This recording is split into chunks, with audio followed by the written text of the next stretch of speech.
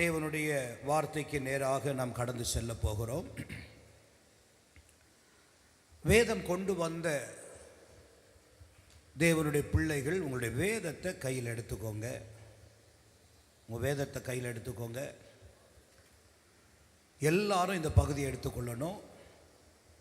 தானியேல் 7ஆம் அதிகாரம், தானியேல் 7ஆம் அதிகாரம்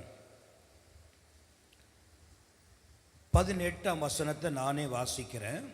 எல்லாரும் தயவாக அதை எடுத்துக்கொள்ளும்படி அன்பாய் கேட்கிறேன். 7ஆம் அதிகாரம் 18ஆம் வசனத்தை நானே வாசிக்கிறேன். எல்லாரும் கவனிங்க. ஆனாலும் உன்னதமானவருடைய பரிசுத்தவான்கள் ராஜரிகத்தை பெற்று என்றென்றைக்கும் உள்ள சதா காலங்களிலும் ராஜ்யத்தை சுதந்தரித்து கொள்வார்கள் என்றார். அந்த வசனத்தின் மேலே உங்கள் கையை வைத்துக்கோங்க.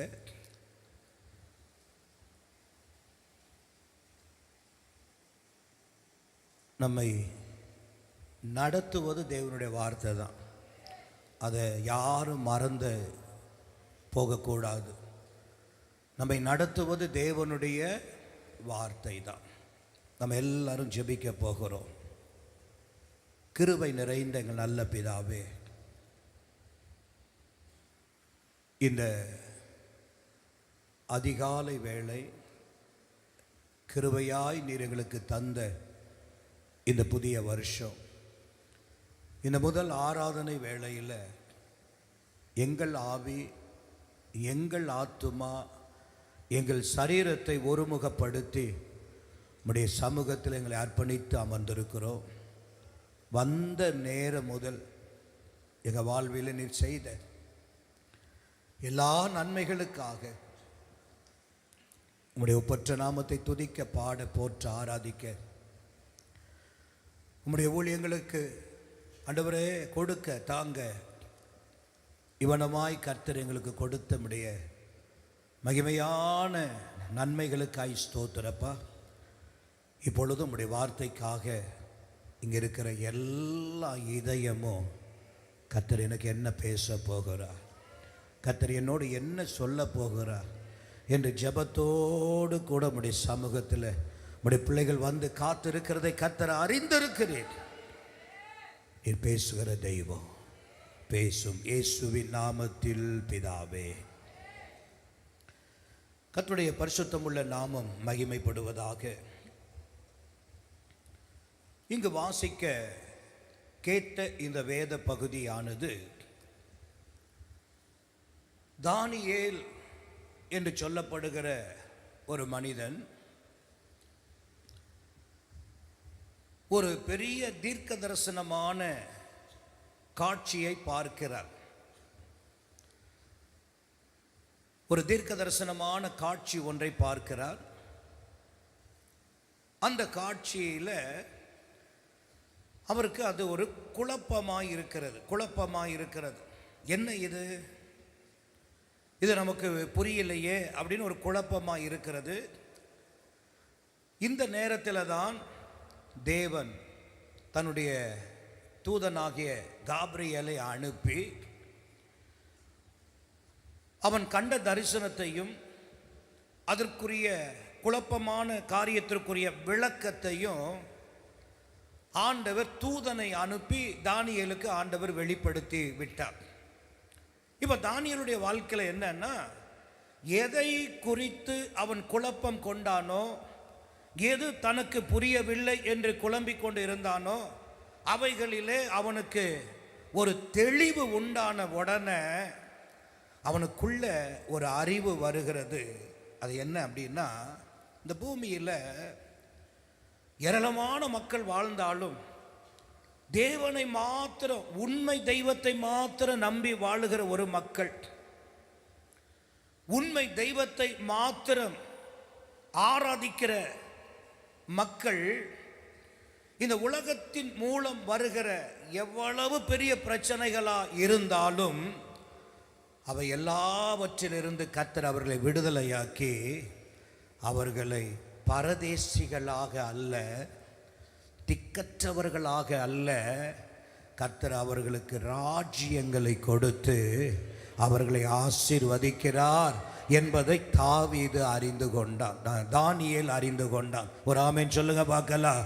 இப்போ வாசிங்க 7:18. இப்போ வாசிங்க. ஆனாலும் உன்னதமானவருடைய பரிசுத்தவான்கள் ராஜரீகத்தை பெற்று என்றென்றைக்கும் உள்ள சதா காலங்களிலும் ராஜ்யத்தை சுதந்தரித்துக் கொள்வார்கள் என்றார். ஒரு ஆமென் சொல்லுங்க பார்க்கலாம். ஹல்லேலூயா. இப்போ அவன் அறிந்து கொண்ட ஒரு செய்தி என்னன்னா, உன்னதமானவருடைய பரிசுத்தவான்கள் இந்த பூமியில வாழ்ந்து கொண்டிருக்கிறார்கள். அந்த உன்னதமானவருடைய அந்த பரிசுத்தவான்கள் எப்படிப்பட்டவர்கள்னா, ராஜரீகத்தை பெற்று வாழுகிற மக்கள். ஒரு ஆமென் சொல்லுங்க பார்க்கலாம். பக்கத்துல சொல்லுங்க, நீங்க யாரு என்று உங்களுக்கு தெரியாம இங்க வந்திருந்தாலும், புரியாம நீங்க வந்திருந்தாலும், இப்போ ஒன்றை தெரிஞ்சுக்கோங்க, நீங்க உன்னதமானவருடைய பரிசுத்தவான்கள், உன்னதமான தேவனுடைய பரிசுத்தவான்கள். உங்களுக்கு ஆண்டவர் ராஜரீகத்தை கொடுக்கிறார். ஒரு ஆமென் சொல்லுங்க பார்க்கலாம். ஹல்லேலூயா. நான் சொல்லுவேன், இந்த 2026ஆம் ஆண்டு உலகத்தில் இருக்கிற ஜோசியக்காரன் என்ன சொல்லி இருக்கிறானோ, இந்த ஆண்டை குறித்து பலவிதமான ஞானிகள் அல்லது காலங்களை கணிக்கிற மேதைகள் என்னென்னவோ சொல்லியிருக்கலாம். இந்த புது வருஷம் வர்றதுக்கு முன்னாடியே யூடியூப்ல என்னென்னவோ என்ன செய்திருக்கலாம், பல வார்த்தைகளை சொல்லியிருக்கலாம். இந்த ஆண்டு இப்படி இருக்கும், அப்படி இருக்கும், இப்படி நடக்கும், அப்படி நடக்கும்னு. ஏன் தீர்க்கதரிசிகளா இருக்கிறவர்கள் கூட ஒருவேளை என்னென்னவோ சொல்லியிருக்கலாம். ஆனால் நான் சொல்லுவேன், உன்னதமானவருடைய பரிசுத்தவான்கள் இந்த பூமியில் உன்னதமானவருக்காய் வாழுகிற பரிசுத்தவான்களுடைய வாழ்க்கையில் இது ராஜரீக ஆசீர்வாதத்தின் ஆண்டாக கர்த்தர் மாற்றுகிறவராய் இருக்கிறார். ஒரு ஆமேன் சொல்லுங்க பார்க்கலாம். வார்த்தை வரும் பொழுது ஆமேன் சொல்லுங்க, அதை அப்படியே விசுவாசிங்க, அதை அப்படியே நம்புங்க. யாருக்கோ அப்படின்னா யாரோ ஒருத்தர் இந்த இடத்துல ஆமேன் ஆமேன் போட்டு அவங்க என்ன செய்கிறாங்க, எல்லாத்தையும் மொத்தமாக அள்ளிட்டு போயிடுறாங்க. நம்ம என்ன செய்கிறோம் தெரியுமா? சொல்லுங்க பார்க்கலாம். நம்ம என்ன செய்கிறோம் தெரியுமா? நம்மளதையும் சேர்த்து கொடுத்துட்டு அமைதியாக வந்துட்டு கையவும் தட்டாமல் ஒரு ஆமேன் கூட சொல்லாமல் வார்த்தையை விசுவாசிக்காமல் வந்தது போல் அப்படியே போயிட்டு அப்படியே வந்துட்டு போயிடும். நான் என்ன செய்வேன்னா, தோட்டத்தில் ஒரு அத்தி மரம் இருந்துச்சு. சொல்லுங்கள், என்ன இருந்தது தோட்டத்தில்?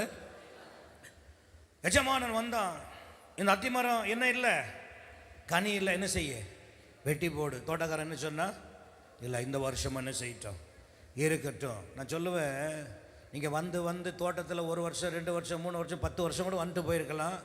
நீங்கள் தோட்டத்தில் இருக்கிற வரைக்கும் உங்களுக்காக வழக்காடுகிற ஜெபங்கள், வழக்காடுகிறதுனால ஒருவேளை கனி இல்லைனாலும் நீங்கள் அமைதி ஆசீர்வாதம் இல்லைன்னா கூட வந்துட்டு போகலாம். அப்படி இந்த சபையில் ஒருத்தர் இருக்கக்கூடாது. நான் சொல்லுவேன், இங்கே இருக்கிற ஒவ்வொருவரும் ராஜரீகத்தை பெற்ற ராஜாக்களாக மாற்றப்பட வேண்டும். ஹல்லேலூயா. சரி, ஒரு கேள்வி ஒன்று. ராஜரீகம் என்றால் என்ன? ராஜரீகம் என்றால் என்ன? சொல்லுங்க பார்க்கலாம். ராஜரீகம் என்றால் என்ன? சொல்லுங்க, உங்களுக்கு தெரிஞ்சதை சொல்லுங்க. ஏன்னா இது நைட்டு ஜெபம், அதனால நானே பேசிட்டு இருந்தால் சில பேர் கண்ணு தூங்கிடும். அதனால் நீங்களும் பேசுங்க பார்க்கலாம். ராஜரீகம்னா ஆளுகை இல்லையா? சரி, ராஜரீகம்னா ஆளுகை அப்படின்னு ஒரு தரப்பு சொல்றாங்க. இந்த பக்கம் நீங்க என்ன சொல்றீங்க? அவங்க சொன்னது தான் கரெக்ட் பாஸ்டர் அப்படின்றீங்களா? சரி, ராஜரீகம் என்றால் அதற்கு பல அர்த்தங்கள் சொல்லப்படுகிறது. சொல்லுங்க, ராஜரீகம் என்றால் பல அர்த்தங்கள், பல விளக்கங்கள் கொடுக்கப்பட்டு இருக்கிறது. ஒன்று, மன்னன் போன்று. ராஜரீகம் என்பது, சொல்லுங்க பார்க்கலாம், மன்னன் போன்று, அரசன் போன்று, பெருமை மிக்க. சொல்லுங்க பார்க்கலாம், பெருமை மிக்க. ராஜரீகம் என்றால் தலை சிறந்த. சொல்லுங்க, தலை சிறந்த.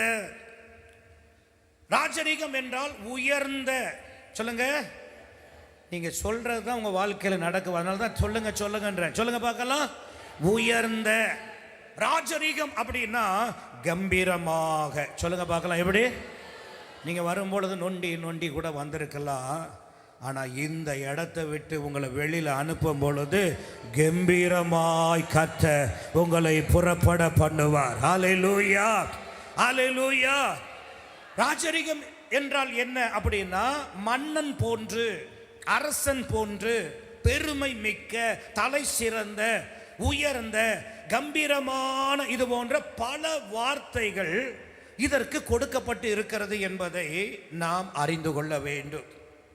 சில நேரத்தில் யாராவது கொஞ்சம் கொடுக்கிற வள்ளல் போல இருந்தால், அவன் பாருப்பா ராஜா போல கொடுத்துன்னு இருக்கிறான் அப்படின்னு நம்ம என்ன செய்வோம்? சொல்கிறோமா இல்லையா? ராஜாவை போல என்ன செய்கிறான்? ஒருத்தர் நல்ல வாழ்க்கை, நல்ல ஆசீர்வாதமாக வாழ்ந்தா அவனுக்கு என்னப்பா ராஜா போல வாழ்கிறான் அப்படின்னு நம்ம என்ன செய்கிறோம்? சொல்லலைனாலும் சொல்கிறது ஏதாவது ஒன்று செய்கிறோம் இல்லையா? ஒன்று சொல்கிறோம், அப்படி இல்லைன்னா சொல்கிறத கேட்குறோம். நல்லா வாழ்கிறவங்கள பார்க்கும் பொழுது அவங்களுக்கு என்ன குறை? ராஜா போல என்ன செய்கிறாங்க? வாழ்கிறாங்க அப்படின்னு நம்ம சொல்கிறோம். அப்போ யோசித்து பாருங்க, ஒன்று கொடுக்குறோம் அப்படின்னா உடனே அவனுக்கு என்னப்பா இருக்குது, ராஜா போல வாழ்கிறான், அதனால் அவன் கொடுக்குறான். நான் சொல்லுவேன், இந்த ஆண்டு 2026ஆம் ஆண்டு தீர்க்க தரிசனமாக சொல்கிறேன், இந்த ஆலயத்திற்குள்ள உன்னதமானவருடைய பரிசுத்தவான்களாய் இருக்கிற நீங்கள் தத்தளிக்கிறவர்களாய் அல்ல, தடுமாறுகிறவர்களாய் அல்ல, ஏமாற்றம் உடையவர்களாய் அல்ல, வேதனை மிகுந்தவர்களாய் அல்ல, துக்கத்தின் மேல் துக்கத்தை உடையவர்களாக அல்ல. கர்த்தர் இந்த ஆண்டு உங்களை ஒவ்வொருவரையும் வாழ்க்கையில் இந்த ராஜரிக வாழ்க்கையை கொடுக்க ஆண்டவர் தீர்மானித்து விட்டார். இது தேவனால் தீர்மானிக்கப்பட்ட ஒரு ஆண்டு. நீங்கள் மன்னர்களைப் போல உயர்த்தப்பட, நீங்கள் கம்பீரமாய் நடக்க கர்த்தர் இந்த ராஜரிக ஆசீர்வாதத்தை கர்த்தர் உங்களுக்கு கொடுக்கவே இந்த ஆண்டை கொடுத்திருக்கிறார். இந்த ஆண்டு வந்ததுனால அல்ல, அதை கொடுக்கத்தான் இந்த ஆண்டை கர்த்தர் உங்களுக்கு கொடுத்து காண செய்கிறார். ஒரு ஆமென் சொல்லுங்க பார்க்கலாம். அல்லேலூயா, அல்லேலூயா. அருமையான கர்த்தருடையவர்களே, செய்திக்கு ஒரு சின்ன தலைப்பை நான் கொடுத்துட்டு ஒரு 4 குறிப்புகளை உங்கள் கண்களுக்கு முன்பாக நான் கொண்டு வர விரும்புகிறேன். செய்தியினுடைய தலைப்பு ராஜரிக ஆசீர்வாதம் எப்படிப்பட்டது. இன்னைக்கு நிறைய ஆசீர்வாதங்கள் எல்லாம் நம்ம என்ன செய்கிறோம்? பார்க்குறோம் இல்லையா? ஆனால் ராஜரிக ஆசீர்வாதங்களில் பல பிரிவுகள் இருக்கிறது. சொல்லுங்க, ஆசீர்வாதத்தில் என்ன இருக்கு? பல பிரிவுகள் இருக்கிறது. ஆனால் இதில் ராஜரிக ஆசீர்வாதம் என்பது எப்படிப்பட்டது என்பதை நீங்கள் தூங்காம இந்த 4 குறிப்பை நீங்கள் கவனமாக கேட்டீங்கன்னா நான் நிச்சயமாய் சொல்லுவேன், உங்களுடைய வாழ்க்கை குடும்பம் மாற்றப்படுகிறத, மாறி போகிறத நீங்கள் காண போகிறீங்க. அருமையான கர்த்தருடையவர்களே, ராஜரிக ஆசீர்வாதம் எப்படிப்பட்டது, இதை பேதுரு எப்படி விளக்குகிறார் அப்படின்னு ஒரு முன்னுரையாக ஒரு வசனத்தை காண்பித்து குறிப்புக்குள்ள நான் போகிறேன். 1 பேதுரு 2ஆம் அதிகாரம் 9ஆம் வசனத்தை வாசிங்க. 1 பேதுரு 2ஆம் அதிகாரம் 9ஆம் வசனம். நீங்களோ உங்களை அந்தகாரத்தில் இருந்து தம்முடைய ஆச்சரியமான ஒளியின் இடத்திற்கு வரவழைத்தாரே அவருடைய புண்ணியங்களை அறிவிக்கும்படிக்கு, அவருடைய புண்ணியங்களை எல்லாம் நீங்கள் அறிவிக்கும்படிக்கு தெரிந்து கொள்ளப்பட்ட சந்ததியாயும், நீங்கள் எல்லாரும் அதற்காய் தெரிந்து கொள்ளப்பட்ட சந்ததியும், ராஜரீக ஆசாரிய கூட்டமாயும். ராஜரீக அந்த வார்த்தையை நான் உங்களுக்கு முக்கியப்படுத்துகிறேன். ராஜரீக ஆசாரிய கூட்டமாயும், பரிசுத்த ஜாதியாயும், பரிசுத்தமான ஜாதியாயும், அவருக்கு சொந்தமான ஜனமாயும் இருக்கிறீங்க. நல்ல கவனிங்க. பேதுரு என்ன சொல்லுகிறார் அப்படின்னா, உங்களை சொல்கிறார், சபைக்கு தான் எழுதுறாரு, நமக்கு தான் எழுதுறாரு. என்ன சொல்கிறாருன்னா, நீங்களோ ஒரு காலத்தில் எங்கே இருந்தீங்கன்னா அந்தகாரமான இருளுக்குள்ளே இருந்தீங்க. ஆமாவா இல்லையா சொல்லுங்க, ஆமாவா இல்லையா? ஆமானா ஆமாம் சொல்லுங்க, இல்லைன்னா இல்லை சொல்லுங்க. ஏதாவது ஒன்று சொல்லணும், சொல்லுங்க பார்க்கலாம். எல்லாம் தலை நிமிர்ந்து உட்காருங்க பார்க்கலாம். தலை யாரும் இந்த இந்த கையை கொடுத்துக்கிட்டு கவுந்துக்கிட்டு நீங்கள் கவுந்துட்டு இருக்கிறத நான் பேசிட்டு இருக்கிறேன். யோசித்து பாருங்க, என்ன சொல்லுகிறா, நீங்கள்லாம் யார் அப்படின்னு முதல்ல சொல்றாரு. நீங்கள்லாம் அந்தகார இருளில் இருந்தீங்களாம். ஆமாவா? சரி, அப்படி இருந்த உங்களை தம்முடைய ஆச்சரியமான ஒளிக்கு அவர் என்ன செய்தாரா? வரவழைத்தாரா. ஆமாவா? உங்களை வரவழைச்சாரா? சந்தேகம் இருக்கா? இல்லை. தம்முடைய ஆச்சரியமான ஒளிக்கு வரவழைச்சிட்டாரா? வரவழைச்சவருடைய புண்ணியங்களை நம்ம என்ன செய்யணுமா? அறிவிக்கணுமா? கிராமத்தில் ஓடி போய் அறிவிக்கிறோம், ஆஸ்பத்திரியில் ஓடி போய் அறிவிக்கிறோம், குப்பத்து பகுதியில் ஓடி போய் அறிவிக்கிறோம், தெருமுனையில் நின்று அறிவிக்கிறோம், யாராவது நம்மளை பார்த்துட்டு அவங்களுக்கு அறிவிக்கிறோம். அறிவிக்கிறோமா இல்லையா? அழைத்தவருடைய புண்ணியத்தை என்ன செய்கிறோம்? அறிவிக்கிறதற்கு தெரிந்து கொள்ளப்பட்ட ஜாதி. அப்போ நம்ம யாரு? இருளில் இருந்தோம், ஒளிக்குள்ள அவர் என்ன செய்துட்டாரு?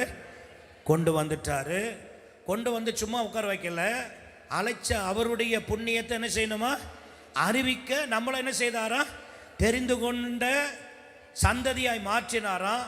அதுக்கப்புறம் ஒரு வார்த்தை பேதுரு ஆவியானவர் மறக்காம எழுதுகிறா, இருளில் இருந்த நீங்களை உங்களை ஒளியில கொண்டு வந்துட்டு வரவழைத்த புண்ணியத்தை அறிவிக்கிறதுக்காக வச்சுட்டேன்னு சொல்லாம ஆவியானவர் கூட ஒரு வார்த்தையை மிக தெளிவாய் எழுதுகிறார். நீங்கள் ராஜரிகமான ஆசாரிய கூட்டம். ஒரு ஆமென் சொல்லுங்க பார்க்கலாம். சொல்லுங்க, பக்கத்தில் சொல்லுங்க. நீங்க யார் தெரியுமா? நீங்க வரும்போது பரதேசியா இருந்தாலும், பண்டாரமா இருந்தாலும், ஒன்றும் இல்லாமல் நீங்க வந்திருந்தாலும், நீங்க யாரு அப்படின்னு வேதம் சொல்லுது. ஆவியானவர் சொல்றாரு, நீங்க ராஜரிகமான கூட்டம். சொல்லுங்க, நீங்க ராஜரிகமான கூட்டம், நீங்க ராஜரிகமான கூட்டம். அல்லேலூயா, அல்லேலூயா. சுருக்கமா சொன்னா, நீங்க தேவனுடைய மக்கள். அந்த மக்கள் ராஜ பட்டம் பெற்ற மக்கள். இன்றைக்கு டாக்டர் பட்டம் என்ன செய்கிறாங்க? பெறாங்கல்ல. எத்தனையோ பட்டங்களை உலகத்தில் படித்து பெற்றுக்கிட்டே இருக்கிறாங்க. ஒரு சில விசிட்டிங் கார்டெல்லாம் பார்த்தீங்கன்னா அவர் பேர் சின்னதாக இருக்கும், அவர் விசிட்டிங் கார்டில் 3 வருஷம் அவர் படித்த படிப்பு தான் இருக்கும். அவ்வளோ பட்டம் பார்த்துருக்கீங்கள? இல்லாததை நான் சொல்லலை. நமக்கு வேதத்தில் ஆண்டவர் சொல்றாரு, தேவனுடைய மக்களாகிய நாம் யார் அப்படின்னா ராஜ பட்டம் பெற்றவர்கள். எல்லாம் ஆமேன்னு சொல்லுங்க பார்க்கலாம். சத்தமா சொல்லுங்க பார்க்கலாம். ஆண்கள் எல்லாம் காலர் அப்படி தூக்கி விட்டு சொல்லுங்க பார்க்கலாம். நான் யார் தெரியுமா? சொல்லுங்க. நீங்க என்ன செய்ய போறீங்க? சொல்லுங்க பார்க்கலாம். ராஜரிக பட்டம் பெற்றவர்கள். ஒரு ஆமென் சொல்லுங்க பார்க்கலாம். அல்லேலூயா, அல்லேலூயா. நம்ம இருளில் இருந்த நம்ம, ஒன்றுத்துக்கும் உதவாம கிடந்த நம்ம வந்தாராம், இருளிலிருந்து ஒளிக்கு கொண்டு வந்தாராம். அவருடைய புண்ணியத்தெல்லாம் நமக்கு செஞ்சு அதை அறிவிக்க வச்சு அதற்காய் தெரிந்தெடுத்து கடைசியில் ஒரு பட்டம் கொடுக்கிறாரு. நீங்க ராஜரிக ஆசாரிய கூட்டம். ஒரு ஆமென் சொல்லுங்க பார்க்கலாம். அல்லேலூயா, அல்லேலூயா. ராஜரிக அடையாளம் என்பது என்ன? ராஜரிக அடையாளம் என்பது என்ன? அருமையான கர்த்தருடையவர்களே, இன்றைக்கு இந்த உலகத்தில் நீங்கள் பார்த்தீங்கன்னா, ஒரு பேங்க்கில் போய் ஒரு லோன் எடுக்கணும்னு வச்சுக்கோங்களேன். நீங்கள் போயிட்டு எனக்கு ஒரு 10 லட்சம் வேணுங்க, வீட்டை கட்டணும், ஒரு தொழிலை ஆரம்பிக்கணும், என் பொண்ணுக்கு கல்யாணம் பண்ணணும், 10 லட்சம் வேணும் அப்படின்னு நீங்கள் போய் பேங்க்கில் போய் நின்று கேட்டுட்டிங்கன்னா உடனே உங்களை கூப்பிட்டு உடனே 10 லட்சத்தை கொடுத்துருவாங்க இல்லையா? கொடுப்பாங்க, கொடுக்க மாட்டாங்களா? சரி, ஒரு ஊரை விட்டு இன்னொரு ஊருக்கு போகணும், அதாவது நம்ம ஊரில் வெளிநாட்டுக்கு போகணும் அப்படின்னு வச்சுக்கோங்களேன். நீங்கள் போகணும் ஆசையாக இருக்குது அப்படின்னு சொன்ன உடனே வாங்க வாங்க உங்களுக்கு ஆசை இருக்கா, உடனே கொண்டு போய் அடுத்த நாட்டில் கொண்டு போய் இறக்கிறாங்களா? அதுக்கு என்னெல்லாம் கேட்குறான் தெரியுமா? சொல்லுங்கள், என்ன கேட்குறான்? ஆதார் கார்டு கொண்டு வா, பேன் கார்டு கொண்டு வா, உன்னுடைய பேங்க் பாஸ்போர்ட்டினுடைய 6 மாத பக்கத்தை என்ன செய்ய கொண்டு வா. அது மாத்திரமல்ல, உன்னுடைய ஓட்டு ஐடியை கொண்டு வா, டிரைவிங் லைசன்ஸ் என்ன செய்ய கொண்டு வா, ஸ்மார்ட் கார்டை கொண்டு வா. எதையோ கேட்குறான். இதெல்லாம் என்ன அப்படின்னா, இதுதான் நம்முடைய இந்தியாவில் திருவத்தூரில் வாழுகிறோம், காசிமேட்டில் வாழ்கிறோம், ராயபுரத்தில் வாழ்கிறோம், எண்ணூரில் வாழ்கிறோம், பொன்னேரியில் வாழ்கிறோம் என்பதற்கு என்னது?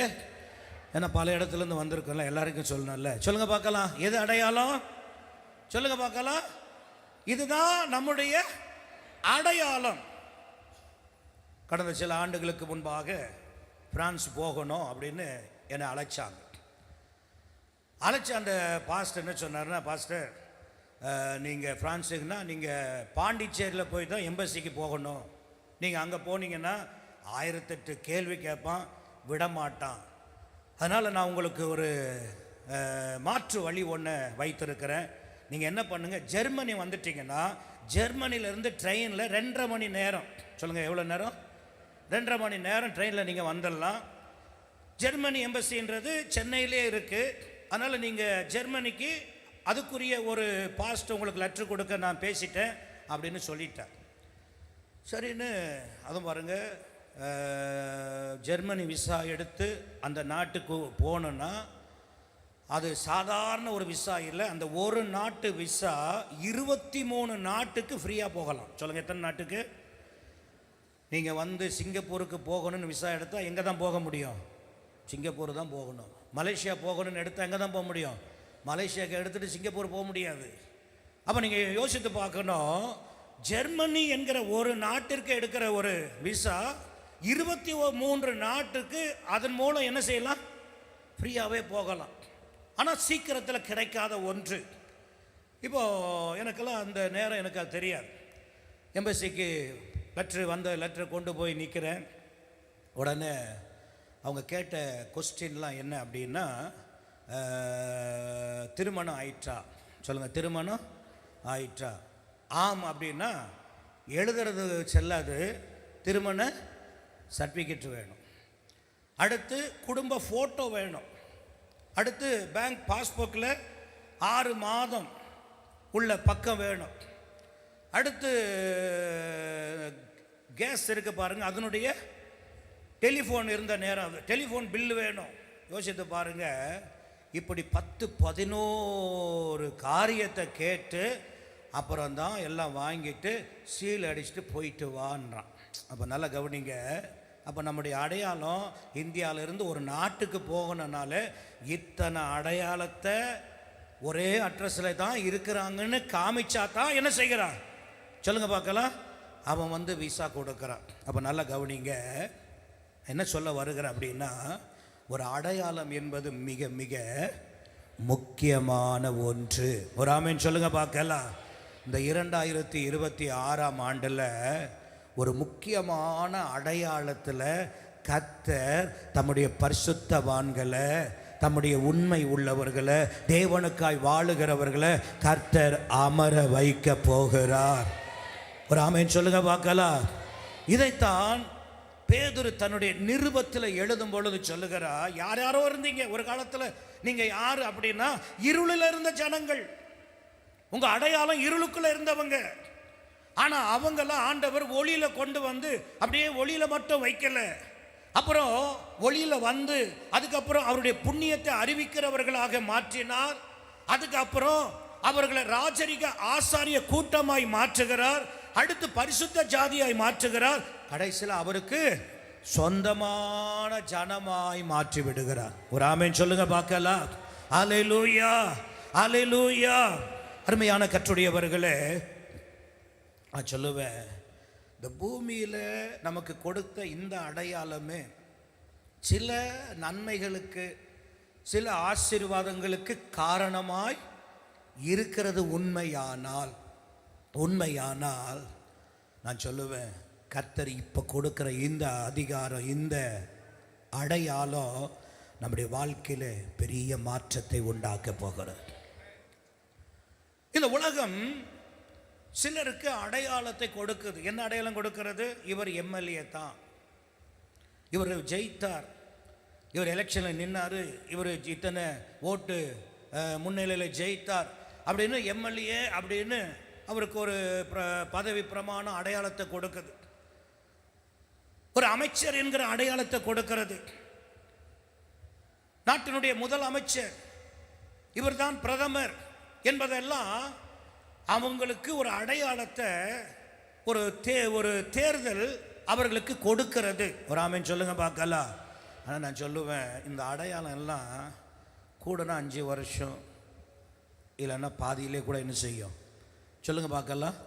இந்த அடையாளம் எல்லாம் உலகத்தில் இருந்து வருகிற அடையாளங்கள் எல்லாம் கொஞ்ச நாள் நிலைக்கும், கொஞ்ச நாள் என்ன செய்யும், இல்லாமல் போகும். ஒரு ஆமேன் சொல்லுங்க பார்க்கலாம். ஆனால் நான் சொல்லுவேன், தேவன் உனக்கு கொடுக்கிற ஒரு அடையாளம் அது காலத்தால் அழியாத ஒன்று, எவராலும் மாற்ற முடியவே முடியாத ஒன்று. ஒரு ஆமேன் சொல்லுங்க பார்க்கலாம். அல்லேலூயா, அல்லேலூயா. இந்த பூமியில வாழுகிற காலம் வரைக்கும் உன்னை ராஜரிக கூட்டமாகத்தான் வைக்கிறார். இந்த உலகத்தை விட்டு நீ கடந்து போனாலும் ராஜரிக கூட்டமாகவே உன்னை வாழ வைக்கிற ஒரே ஒரு தெய்வம் ஆண்டவராகிய இயேசு. அல்லேலூயா, அல்லேலூயா. அருமையான கர்த்தருடையவர்களே, இந்த உலகம் சில நேரங்களில் என்ன பண்ணுகிறது அப்படின்னு கேட்டிங்கன்னா, மதிப்பு, இந்த உலகம் சில நேரங்களில் மதிப்பு அளிக்கிறது. ஆனால் நான் சொல்லுவேன், இந்த உலகம் கொடுக்கிற மதிப்பு எல்லாம் எப்படி இருக்கும் அப்படின்னா, நீ கொஞ்சம் நல்லா படிச்சிருந்தீன்னா உனக்கு மதிப்பு கொடுக்கும். நல்லா கவனிங்க. நீங்கள் படிச்சிருந்தீங்கன்னா, இவங்க டாக்டருக்கு படிச்சிருக்கிறவங்க டாக்டர், இவங்க கலெக்டர் அப்படின்னு படிப்புக்கு இந்த உலகம் என்ன கொடுக்கும்னா மதிப்பு கொடுக்கும். கொஞ்சம் பணம் அதிகமாக, ஆஸ்தி அதிகமாக உங்ககிட்ட இருக்கிறத உலகம் பார்த்துருச்சுன்னா, இருக்குன்றதுனால உனக்கு மதிப்பு அதிகமாக கொடுக்கும். ஒருவேளை உன்னுடைய குடும்ப பின்னணி ஒருவேளை கொஞ்சம் வசதி மேன்மையில் இருக்குமானா அதை பார்க்கிற இந்த உலகம் உனக்கு மதிப்பை கொடுக்கும். இல்லை உனக்குள்ள கொஞ்சம் இயல்பாகவே அறிவு, ஆற்றல், ஞானம் பெருத்து இருக்கு, எதையுமே நல்லா யோசித்து அறிவோடு செய்கிற அப்படின்னா அதை பார்க்குறவங்க என்ன செய்வாங்க அப்படின்னா உனக்கு மதிப்பு அளிக்கும். ஆனால் நான் சொல்லுவேன், தேவன் இதுபோல இருக்கிற இந்த காரியங்களை பார்த்து நம்மை அடையாளப்படுத்தவே இல்லை. இதெல்லாம் பார்த்து அடையாளப்படுத்தணும் அப்படின்னா இங்கே இருக்கிறதுல ஒருத்தர் கூட என்ன இல்லை சொல்லுங்க, தகுதியே இல்லவே இல்லை. நம்ம ரொம்ப அறிவாளியா சொல்லுங்க, ஆமாண்ணா ஆமாம் சொல்லுங்க. என்னை போல ஞானம் யாருக்கும் இல்லை அப்படின்றவங்க சத்தமரலிலே சொல்லுங்க பார்க்கலாம்.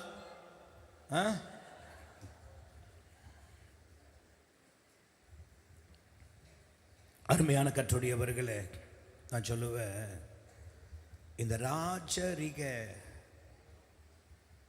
இந்த பட்டம், இந்த பதவி, நீ உயர்ந்த மனிதன், நீ பெரிய ஆள், கனம் பெற்றவனாய், ஆளுகிறவனாய், அங்கீகாரம் உடையவனாய், அதிகாரத்திற்கு உரியவனாய் இருக்கிறாய் என்பதை வெளிப்படுத்துகிறதா இருக்கிறது. ஒரு ஆமென் சொல்லுங்க பார்க்கலாம். நான் சொல்லுவேன், இந்த 2026ஆம் ஆண்டு கர்த்தர் உன்னை இப்படி மாற்ற விரும்புகிறார். அது மாத்திரமல்ல, ராஜாவின் பெருமைக்குரியவர்கள், ராஜரீகம் பெற்றவர்கள் அப்படி என்பது ராஜாவின் பெருமைக்குரியவர்கள். ஒரு ஆமென் சொல்லுங்க பார்க்கலாம். அல்லேலூயா. நான் சொல்லுவாங்க பாருங்க, பழமொழி சொல்லுவாங்க, அற்பனுக்கு என்ன வந்தா வாழ்வு வந்துருச்சுன்னா அடுத்த ராத்திரி என்ன செய்வானா, கொடை பிடிச்சிட்டு போவானா. நல்லா கவனிங்க, இவன் கொடை பிடிச்சது எதனால சொல்லுங்க, அவனுக்கு என்ன வந்துருச்சு, அவன் வாழ்வு வந்த உடனே அவன் இப்போ என்ன ஆயிட்டான், அவனுடைய நடை என்ன செஞ்சிருச்சு, மாறி போச்சு. ஆமாவா இல்லையா? சொல்லுங்க பார்க்கலாம். இதுதான் உண்மை. ராஜாவின் பெருமைக்குரியவர்கள் என்பது என்னன்னா, நான் சொல்லுவேன், இந்த நிலையில கர்த்தர் உன்னை மாற்றும் போது இந்த ஆண்டு உன் நட மாற போகிறது, உன்னுடைய பார்வை மாற போகிறது.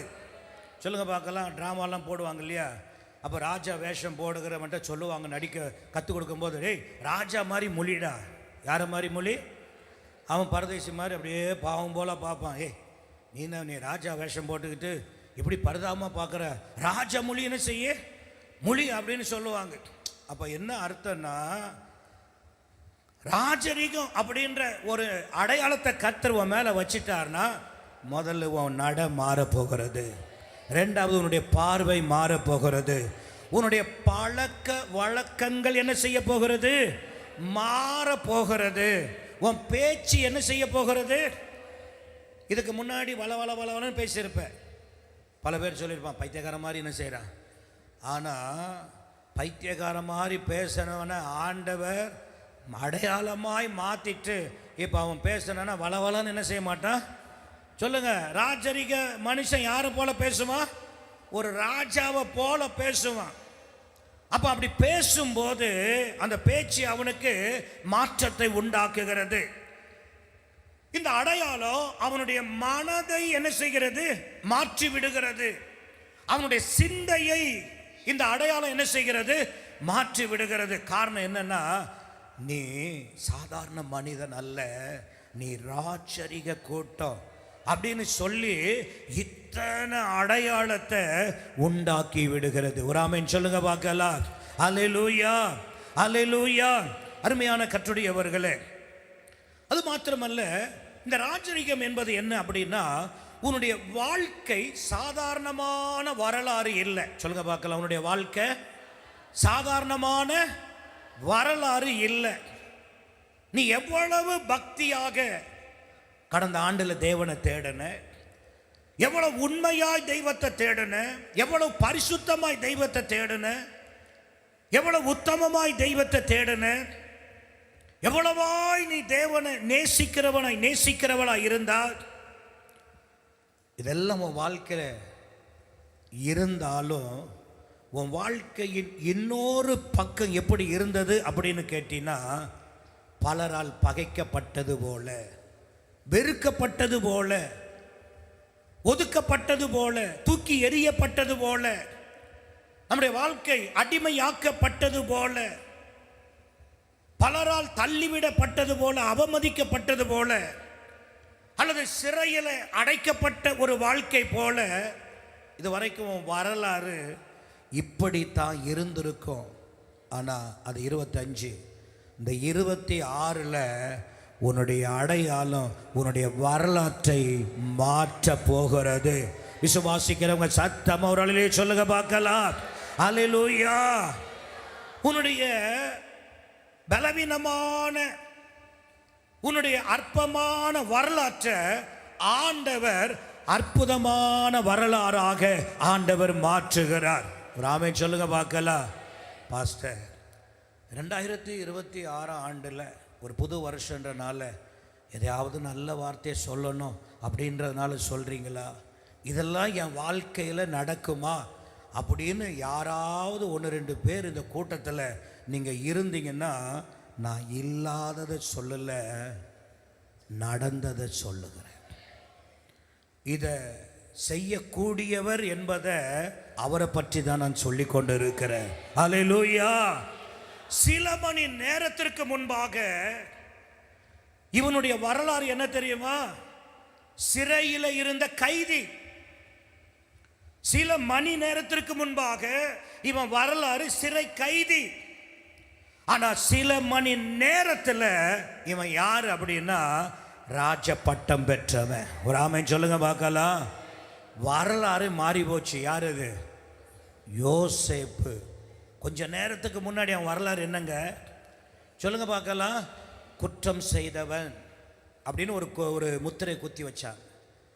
பாவம் செய்தவன், பாவம் செய்யும்படி வந்தவன், என்னென்னவோ அவன் வாழ்க்கையில வரலாறு தலைகீழா இருந்தது. அதை கேட்டா கேட்குறவங்க கூட அழுதுரும். அப்படி அவன் வாழ்க்கை வரலாறு இருந்துச்சு. ஆனா அவன் வரலாற்றை மாற்ற நினைச்ச ஒருவர் இருக்கார் பாருங்க. இதுதான் அவனுடைய வரலாறா, இந்த வரலாற்றை நான் மாற்றி காட்டுகிறேன் அப்படின்னு சில மணி நேரத்திற்கு முன்னாடி இருந்த ஒரு வரலாற்றை சில மணி நேரங்களில் ஆண்டவர் மாற்றி போட்டார். அன்று செய்தவர் தான் இன்றும் உன் நடுவில் உயிரோடு கூட நடந்து கொண்டிருக்க. முந்தைய வரலாறு என்ன? தாய் இல்லை, ஐயோ தாய் இல்லாத பிள்ளை, கூடவே தகப்பனும் இல்லை. அப்போ யோசித்து பாருங்க, தாயும் இல்லை தகப்பனும் இல்லைன்னா அந்த பிள்ளையினுடைய வரலாறு என்ன அப்படின்னா, ஐயோ பாவம். யாராவது ஒருத்தர் இருந்திருக்கலாம், ரெண்டு பேருமே இல்லை அப்படின்னா அவ வரலாறு என்னன்னா பாவம். எங்க போய் நின்னாலும் யாரு பார்த்தாலும் அவ வரலாற்றை எப்படி தான் பார்ப்பாங்க? பாவமா பார்ப்பாங்க, பாவமா பேசுவாங்க. யார் செய்த பாவமோ ரெண்டையும் விழுங்கிட்டு இது இப்படி நடந்துட்டு திரிந்துக்கிட்டு அலையுது அப்படின்னு தான் பேசுவாங்க. நான் சொல்லுவேன், முந்தைய வரலாறு தாய் தகப்பன் இல்லாத அனாதை என்ற ஒரு வரலாறு எழுதி இருந்தது உண்மை. ஆனால் பிந்தின ஒரு வரலாற்றை ஆண்டவர் எழுதுகிறார். நீ அனாதை இல்லை, நீ யாரும் இல்லாத அனாதை அல்ல, நீ தான் 127 தேசத்திற்கு நீதான் அரசி என்று வரலாற்றையே ஆண்டவர் ராஜரீக வரலாக மாற்றி எழுதினார். இந்த கூட்டத்தில் ஒருவேளை என் வாழ்க்கையில் இதெல்லாம் சாத்தியமே இல்லை நீ நினைச்சின்னா, இதெல்லாம் வேதத்தில் செய்தவர் இன்றைக்கும் உயிரோடு கூட இருக்கிறார். உனக்கும் அதை செய்யவே இன்று உன்னோடு பேசிக்கொண்டு இருக்கிறார். அல்லேலூயா, அல்லேலூயா. இந்த சத்தம் கேட்கிற உன் வாழ்க்கை, நீ எவ்வளோ ஆழமான பள்ளத்தில் விழுந்திருந்தாலும், உன் வாழ்க்கை எல்லாம் எவ்வளவு பயங்கரமாய் உலர்ந்து போனதாக காட்சி அளித்தாலும், உன் வாழ்க்கை எல்லாம் வனாந்தரம் போல இருக்கிறது, கொஞ்சம் கூட நம்பிக்கையே இல்லாதபடி இருந்த எல்லாம் ஒட்டுமொத்த நம்பிக்கையை நீ இழந்து போய் இருந்தாலும் நீ கலங்க வேண்டாம், நீ பயப்பட வேண்டாம். உன்னுடைய இன்றைய வரலாறு, இப்போ இருக்கிற வரலாற்றை ஒரு சில மணி நேரத்தில் மாற்றுவதற்கு அவரால் முடியும். ஒரு ஆமென் சொல்லுங்க பார்க்கலாம். உன்னுடைய சாதாரண வரலாற்றை ராஜரிக வரலாறாக மாற்ற அவரால் முடியும். இந்த ஆண்டில் கடைசி வரைக்கும் நீ காத்திருக்க வேண்டியது அல்ல. தொடக்கத்திலேயே ஒவ்வொரு நாள் ஒவ்வொரு வாரத்திலேயே அதனுடைய மாற்றத்தை உன்னுடைய கண்கள் காணும். அருமையான கற்றுடையவர்களே, நீ இருந்த நிலையில் இனி இருக்க போகிறது இல்லை. நிச்சயம் உன்னுடைய வரலாறு மாற்றி எழுதப்பட போகிறது. ராஜரிகம் என்றால் என்ன அப்படின்னு கேட்டீங்கன்னா, உன்னுடைய மனதை தேவன் ராஜரிக மனதாக என்ன செய்கிறார்? மாற்றுகிறார். ராஜரிக மனது என்பது என்னன்னா, உன் மனதை ராஜரிக மனதாய் கர்த்தர் என்ன செய்கிறார்? மாற்றுகிறார். பொதுவாக ராஜாவுடைய மனது எப்படி இருக்கும்? ஒரு ராஜாவுடைய மனது, நான் சொல்றது இப்போ இருக்கிற ராஜாக்களுடைய மனதெல்லாம் நீங்கள் பார்க்காதீங்க, சொல்லுங்க. பழங்காலத்தில் வாழ்ந்த ஒரு 40, 50, 60 வருஷத்துக்கு முன்னாடி வாழ்ந்த மன்னர்கள், ராஜாக்கள், அவங்களுடைய மனது எப்படி இருக்குன்னா, சொல்லுங்க பார்க்கலாம், தைரியமாக இருக்கும். சொல்லுங்க, எப்படி இருக்கும்? சொல்லுங்க பார்க்கலாம். கர்த்தர் உன்னுடைய மனதை ராஜரிக மனதா என்ன செய்கிறார்? மாற்றுகிறார். ராஜாவுடைய மனது எப்படி இருக்கும் அப்படின்னா, சொல்லுங்க பார்க்கலாம், தைரியமா இருக்கும், தைரியம் கொண்ட மனதா இருக்கும். ரெண்டாவது, தன்னம்பிக்கை கொண்ட மனதா இருக்கும். சொல்லுங்க பார்க்கலாம், தன்னம்பிக்கை கொண்ட மனதா இருக்கும். அது மாத்திரமல்ல, பெருந்தன்மை உடைய மனதா இருக்கும். சொல்லுங்க, என்ன மனது? பெருந்தன்மை உடைய மனது. இப்போ ராஜாவை பாருங்க, தாவீது ராஜா ஒரு புரட்சி அப்சலோம் பண்ணுறான். வீட்லேயே அவனுக்கு எதிர்ப்பு. இப்போ அவன் யோசிக்கிறான், பையனோட யுத்தம் பண்ணவா அல்லது நம்ம கொஞ்சம் காலம் அரண்மனை விட்டு போயிடலாமா அப்படின்னு யோசித்தான். அவனுக்கு நல்லதாக பட்டது என்னென்னா, யுத்தம் பண்ண வேணாம். ஏன்னா அவன் பயந்துட்டு ஓடலை. அவன் யுத்தம் பண்ணோம் அப்படின்னா நின்ன இடத்துலையே சொன்னாலே போதும், அப்சலோமுடைய கதையை அப்போவே முடிச்சிருப்பாங்க. அதனால் இவன் என்ன பண்ணிட்டான், அரண்மனை விட்டு ஓடுறான். ஆனால் இவன் ஓடினான் பார்த்தீங்களா, அந்த சந்தர்ப்பத்தில் ஒருத்தன் வரான். யார்? சீமேயு. அது வந்து சொல்லுது, கல்லை தூக்கி மண்ணை தூக்கி வாரிட்டு பேலியாளின் மனுஷனே தொலைஞ்சு போ, இதோட நீ போ, உன்னுடைய பதவியை பிடிங்கி ஆண்டவர் அங்கே கொடுத்துட்டார் போ அப்படின்னு சொல்லிட்டு கல்லை மண்ணை வாரி போட்டுட்டு இவன் போகலை. தாவீது நடந்து போகிற வழியெல்லாம் கூடவே என்ன செய்கிறான், குலைச்சிக்கிட்டே வரான். அதனால தான் தாவீதுடைய மெய்க்காவலர்கள் சொல்கிறாங்க ராஜாவை பார்த்து, தாவீதை பார்த்து, ராஜாவே இந்த செத்த நாய் உண்மை என்ன செய்யுது, இது ஒரு செத்து போன நாய், இது உண்மை இப்படிலாம் பேசிக்கிட்டு இப்படிலாம் பண்ணிட்டு வருது, ஒரு உத்தரவு கொடுங்க, நான் என்ன செய்கிறேன், தலையை எடுத்துட்றேன் அப்படின்னு. தாவீது என்ன சொன்னான், இல்லை விடுங்க, அவன் தூசிக்கணும் அப்படின்னு கர்த்தர் அவனுக்கு என்ன கொடுத்துருக்கிறாரு. இதுதான் ராஜாவுடைய பெருந்தன்மை உடைய மனது. இப்போ அப்சலோம் யாரு? எழுத்தின்படி இப்போ இவனுக்கு எதிராக யுத்தம் பண்ணுகிற பயங்கரமான ஒரு முரணன். இப்போ யுத்தத்திற்கு போகும்போது தாவீது என்ன சொல்லி அனுப்புறான் பாருங்க, யோவாப்பு கிட்ட மற்றவங்க கிட்ட, பிள்ளை ஆண்டானை சற்று பத்திரமா நடத்துங்க. யாராவது பார்த்துட்டிங்கன்னா அவன் மேலே அம்பு ஈட்டி ஏதாவது போட்டு அவனை என்ன செஞ்சிடாதீங்க, சாக அடிச்சிடாதீங்க. அப்போ யோசித்து பாருங்க, இதுதாங்க ராஜாவுனுடைய மனது, பெருந்தன்மை உடைய ஒரு மனது, உயர்ந்த சிந்தனை கொண்ட ஒரு மனது, கருணை நிறைந்த ஒரு மனது, பிறருக்கு ஆசீர்வாதத்தை உண்டாக்கும் ஒரு மனது. ஒரு ஆமென் சொல்லுங்க பார்க்கலாம். அல்லேலூயா. இந்த வருஷம் நீங்க ராஜரிக கூட்டம் அப்படின்னா உங்க மனசை ஆண்டவர் இந்த நிலைமையில கர்த்தர் மாற்ற போகிறார். இதுவரைக்கும் உன் மனது எப்படி இருந்ததுன்னா, எதை பார்த்தாலும் மனசுல என்ன வந்துடும், பயம். எங்கேயோ ஏதோ ஒன்று நடந்துச்சுன்னா அது எனக்கு நடந்துருமா, எங்கேயோ யாரோ இறந்துட்டா ஐயோ நானும் இப்படி இறந்துருவேனா, எதையோ ஒன்று கேள்விப்பட்டா, எதையோ ஒன்று வாசிட்டா, எதையோ ஒன்று தெரிஞ்சிட்டா உடனே ஒரு பயம் பயம் பயம் அப்படின்னு காலமெல்லாம் பயந்து நீ வாழ்ந்திருக்கலாம். உன் மனது பயத்தோடு போராடி கொண்டு இருந்திருக்கலாம். ஒருவேளை உன் மனது அவநம்பிக்கை கொண்ட மனதாக அல்லது தாழ்வான ஒரு மனதாக ஒருவேளை இருந்திருக்கலாம். ஆனால் இந்த 2026 உன் மனதை ஆண்டவர் ராஜரிக மனதாக கர்த்தர் மாற்ற போகிறார். ஒரு ஆமென் சொல்லுங்க பார்க்கலாம். அல்லேலூயா. சொல்லுவோம் அப்படின்னு என்ன அர்த்தம் அப்படின்னா, பிரச்சனைகள் வருவதை நீ கண்டாலும், உன் பக்கத்திலேயே பிரச்சனை வந்து நின்னாலும், அல்லது பிரச்சனை உனக்கு முன்னாடி வந்து ஆடிக்கொண்டு நின்னாலும் நீ என்ன செய்ய மாட்ட சொல்லுங்க, என்ன செய்ய மாட்ட? வாயை திறந்து சொல்லுங்க, என்ன செய்ய மாட்டீங்க? பயப்பட மாட்டீங்க. ஏன் அப்படின்னா உங்க மனது யார் மனதா மாறிடுச்சு? தைரியம். அதனாலதான் காட்டுக்கு ராஜா யாரு? சிங்கத்தை குறித்து வேதம் என்ன சொல்லுது?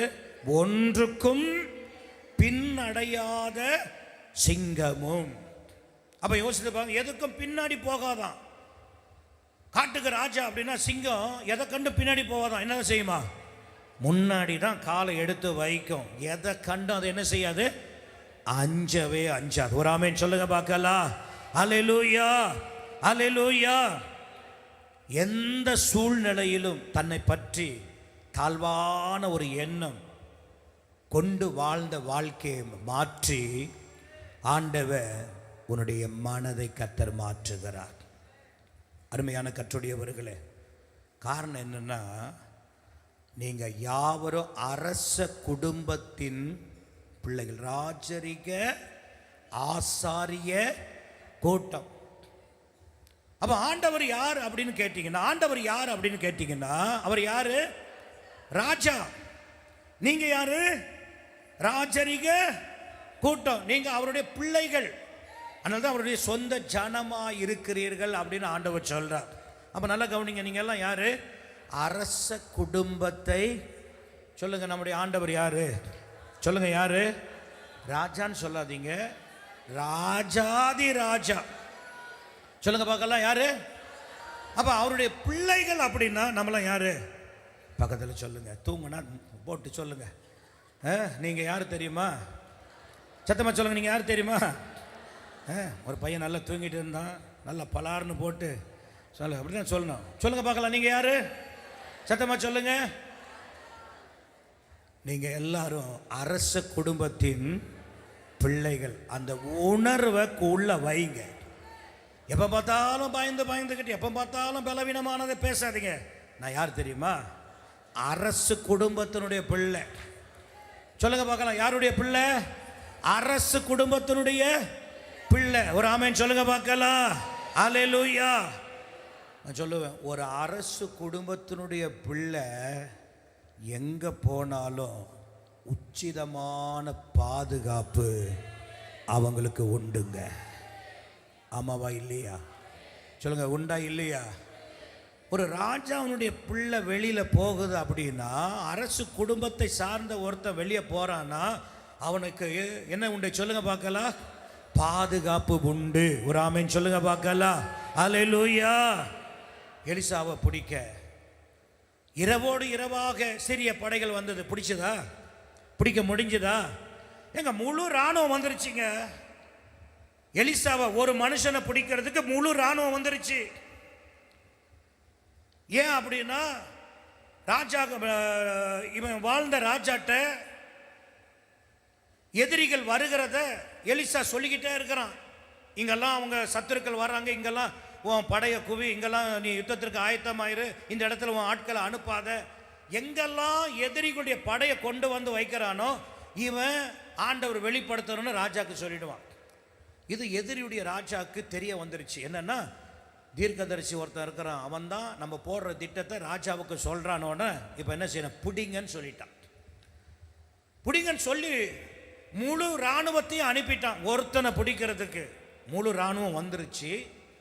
எலிசா இருக்கிற வீடு தெரியாமல் சுற்றிக்கிட்டு இல்லை, எலிசா இருக்கிற வீட்டை கண்டுபிடிச்சிட்டாங்க. எலிசா இருக்கிற வீட்டை சுற்றிலும் இராணுவம் என்ன செய்யுச்சு? குவிஞ்சு நிற்கிது. இப்போ பிடிக்க வேண்டியதுதான் கடைசி வேலை. புறப்பட்டு வந்து தான் செய்ய வேண்டிய எல்லாம் செஞ்சிட்டாங்க. கடைசியாக இப்போ பிடிக்கணும். பிடிக்க முடிஞ்சுதா? நான் சொல்லுவேன், நீ அரச குடும்பத்தின் பிள்ளையா இருப்பாயானா ஒரு இராணுவம் அல்ல, 1000 இராணுவம் வந்தாலும் அது உன்னை தொடவே முடியாது. அதனால வேதம் சொல்லுது, உன் கண்களால் மாத்திரம் நீ அதை பார்ப்ப, அது உன்னை என்ன செய்யாது? அணுகாது. ஏன் அப்படின்னா, நீ யாருடைய குடும்பத்தில் இருக்கிற? அரச குடும்பத்தினுடைய பிள்ளை. ஒரு ஆமென் சொல்லுங்க பார்க்கலாம். அதே போலதான் தாவீதை பிடிக்கிறதுக்கு பல முறை சுத்தி வந்தாங்க, பிடிக்க முடியல. ஆனா இப்போ தெரிஞ்சிருச்சு, இந்த மலையில தான் தாவீது இருக்கிறான்றத உறுதிப்பட சவுலுக்கு தெரிந்த உடனே முழு படையும் கொண்டு வந்து மலையை சுத்திட்டான். சுத்துறது மாத்திரமல்ல, முழு படையும் இப்ப மலையை மேலே பார்த்து ஏறுகிறாங்க. இப்போ ஒரு பக்கம் மலை மேலே எதிரிகள் வந்தால் இன்னொரு பக்கம் இறங்கி தாவீது என்ன செய்யலாம்? ஓடலாம். ஆனால் இப்போ நிலைமை என்னன்னா, முழு மலையை சுத்திட்டாங்க. முழு மலையில ஜனங்க இராணுவம் ஏறி வருது. ஏறி வந்தாங்க, நெருக்குனாங்க. தாவீதை பிடிச்சிட்டாங்களா? சொல்லுங்க, பிடிச்சாங்களா? பிடிக்கல. ஏன் பிடிக்கலன்னா, தாவீது யார் தெரியுமா? அரச குடும்பத்தில் இருந்தவன், தேவனுடைய பிள்ளை. நான் சொல்லுவேன், அவனை இராணுவங்களால் பிடிக்க முடியல.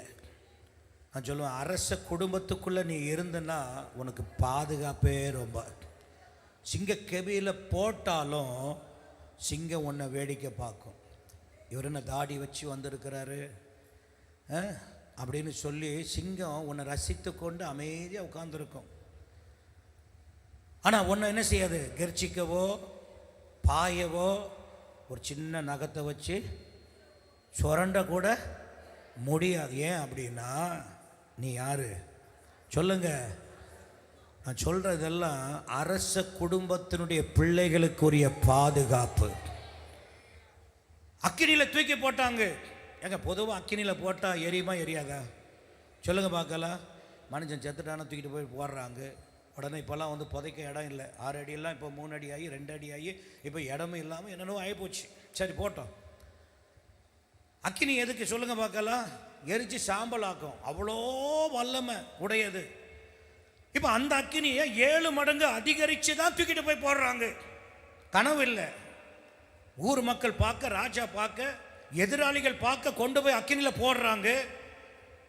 ஒரு முடிய கூட அந்த 7 மடங்கு எரிந்த அக்கினி ஒரு முடிய கூட என்ன செய்யலையா கற்கலை. அப்படின்னா அதுதான் சொல்லுவேன், நீ ராஜ குடும்பத்தில் இருந்தீன்னா உன் பாதுகாப்பே வித்தியாசமான ஒன்று. ஒரு ஆமென் சொல்லுங்க பார்க்கலாம். ஹல்லேலூயா. நாளை குறிச்சாச்சு. யூதர்கள் அழிக்கப்பட வேண்டிய மாதம், நாட்கள் எல்லாம் குறிக்கப்பட்டது. யூதர்களுக்கு செய்தி போய் சேர்ந்து விட்டது. எதிரிகளுக்கு கொண்டாட்டமாய் மாறிவிட்டது. நேரமும் காலமும் நெருங்கி வந்து கொண்டு இருக்கிறது. யூதர்கள் அழிஞ்சாங்களா சொல்லுங்க? அழிஞ்சார்களா? ஏன் அப்படின்னா அவங்க எங்க உள்ளவங்க? அரச குடும்பத்தில் இருந்தவங்க. அருமையான கர்த்தருடையவர்களே, அழிவின் நாட்களை பார்த்தார்கள், அழிவின் தேதியை கண்டார்கள், ஆனால் அழிந்து போகலை. காரணம் என்னன்னா அவங்க அரச குடும்பத்தினுடைய பிள்ளைங்க. யோசபாத்தை அழிப்பதற்கு 3 ராஜ்யம் வருது. அழிக்க முடிஞ்சதா? ஏன் அப்படின்னா சொல்லுங்க பார்க்கலாம், அரச குடும்பத்து பிள்ளை. எனக்கு ரொம்ப வேடிக்கையான ஒன்று என்னன்னா, ஊழியம் செய்த பேதுருவை தூக்கி சிறையில் போட்டாங்க. சிறையில் போடும்போதே அவனுக்கு தெரிஞ்சிடுச்சு, நாளைக்கு என் தலையை என்ன செய்ய போகிறாங்க, எடுக்க போகிறாங்கன்னு அவனுக்கு நல்லா தெரியும். இப்படிப்பட்ட ஒரு நிலைமையில் ஒரு மனிதனை ஜெயிலில் போட்டால் இன்னைக்கு இங்கே இருக்கிற நாம இல்லை இந்த உலகத்தில் இருக்கிற யாராவது என்ன நினைப்பாங்க? ஐயோ 12 ஆயிடுச்சே, 5 மணி ஆச்சுன்னா தலை போயிடுமே, இன்னும் எத்தனை மணி நேரம் இருக்கு? 5 ஹவர் இருக்குது, 4 ஹவர் இருக்குன்னு நேரத்தையும் நிமிஷத்தையும் பார்த்துக்கிட்டு தூக்கம் இல்லாமல் என்ன செய்வோம்? பயப்படும். இதுதான் உண்மை. ஆனால் இந்த இவனை பாருங்களேன், மரணம் குறிச்சாச்சு. காலையில் பொழுது விடிஞ்சா சிரச்சேதனம் பண்ணோன்னு நல்ல கொரட்டை விட்டு என்ன செய்கிறான்? தூங்கிட்டு இருக்கிறான். கொரட்டை விட்டு தூங்குறான். ஏன்னா வேதம் என்ன சொல்லுது? தூதன் உள்ள வந்து அவனை தட்டி எழுப்புறான். தட்டி எழுப்புகிற அளவுக்கு என்ன செய்கிறாரு? தூங்கிட்டு இருக்காரு. ஏன் தெரியுமா? அவனுக்கு நல்லா தெரியும், நான் யாருக்கு ஊழியம் செய்கிறேன்னா அரசனுக்கு. நான் அவருடைய குடும்பத்தை சார்ந்தவன். அருமையான கர்த்தருடையவர்களே, நான் சொல்லுவேன், அற்புதமாய் பாதுகாக்கப்பட்டான். அருமையான கர்த்தருடையவர்களே, என்ன கொப்பரையில் யோவானை தூக்கி போடுறாங்க. பல முறை சாவடிக்க பார்க்குறாங்க, முடியல. என்ன கொப்பரையில் போடுறாங்க, சாகலை. நான் சொல்லுவேன், இந்த உலகத்திலிருந்து உன்னை அழிக்க எத்தனை விதங்களிலே சதி எழும்பினாலும் நீ அரச குடும்பத்தில், நீ ராஜரிக கூட்டமாக இருக்கிறதுனால வருகிறத பார்ப்ப. அதில் ஒன்று கூட ஒன்று தொடாது, அணுகவே அணுகாது. ஒரு ஆமென் சொல்லுங்க பார்க்கலாம். சந்தோஷமாய் சொல்லுங்க பார்க்கலாம். ஹல்லேலூயா. ராஜரிக ஆசீர்வாத அடையாளம் என்ன அப்படின்னா சொல்லுங்க பார்க்கலாம். முதலாவது என்ன? உங்கள் மதிப்பு உலகம் தருவதல்ல, அது யார் கொடுப்பது? தேவன் கொடுப்பது. அது மாத்திரமல்ல, ராஜாவின் பெருமைக்குரியவர்கள். அது மாத்திரமல்ல, உன் வாழ்க்கை சாதாரண வரலாறு இல்லை. அது மாத்திரமல்ல, உனது மனதை தேவன் ராஜரிக மனதாக என்ன செய்கிறார்? மாற்றுகிறார். அது மாத்திரமல்ல, நீ யாரு? அரசு குடும்பத்தை சார்ந்த. ரெண்டாவது, இந்த ராஜரிக ஆசீர்வாதத்தினுடைய இன்னொரு ரெண்டாவது என்னன்னா, ராஜரிக ஆசாரிய கூட்டம் அப்படின்ற அதுக்கு வளங்கள் உடையவர்கள். சொல்லுங்க பார்க்கலாம். என்னது வளங்கள் அப்படின்னா? செழிப்பான வாழ்க்கை உடையவர்கள். சொல்லுங்க பார்க்கலாம். ராஜரிக அப்படின்னு சொல்ற பதத்திற்கு சொல்லுங்க பார்க்கலாம். என்னது? செழிப்பான வாழ்க்கை. ஒரு ஆமென் சொல்லுங்க பார்க்கலாம். அல்லேலூயா.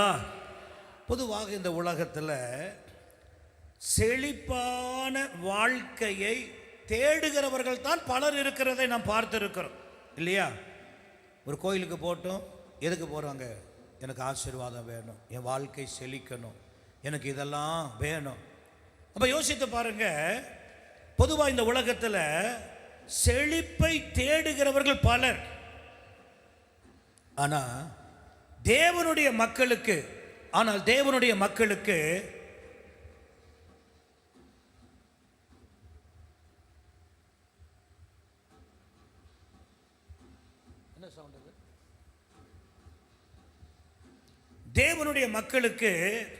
என்ன உண்டாகிறது அப்படின்னா, தேவனிடத்தில் இருந்தே என்ன வருது? செழிப்பு வரும். நான் சொல்லுவேன், நீங்க போய் தேட வேண்டிய காலம் முடிந்து போய்விட்டது.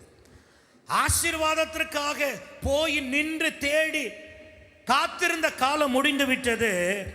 நான் சொல்லுவேன், நீங்க ராஜரிக கூட்டமாய் மாறினதுனால, உங்களை மாற்றினதுனால தேவனுடைய ஆசீர்வாதம் நேராய் தேவனிடத்தில் இருந்து உங்களுக்கு திறக்கப்பட்டு அது உங்களுக்கு செழிப்பாக உண்டாகிறது.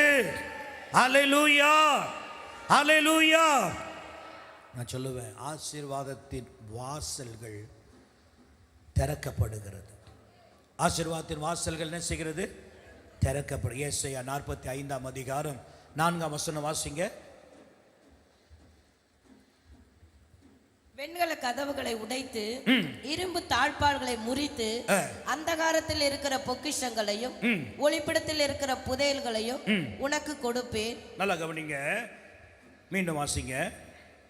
வெண்கல கதவுகளை உடைத்து 45ஆம் அதிகாரம் 4ஆம் வசனம் வாசிங்க. இப்போ வெண்கல கதவுகளை உடைத்து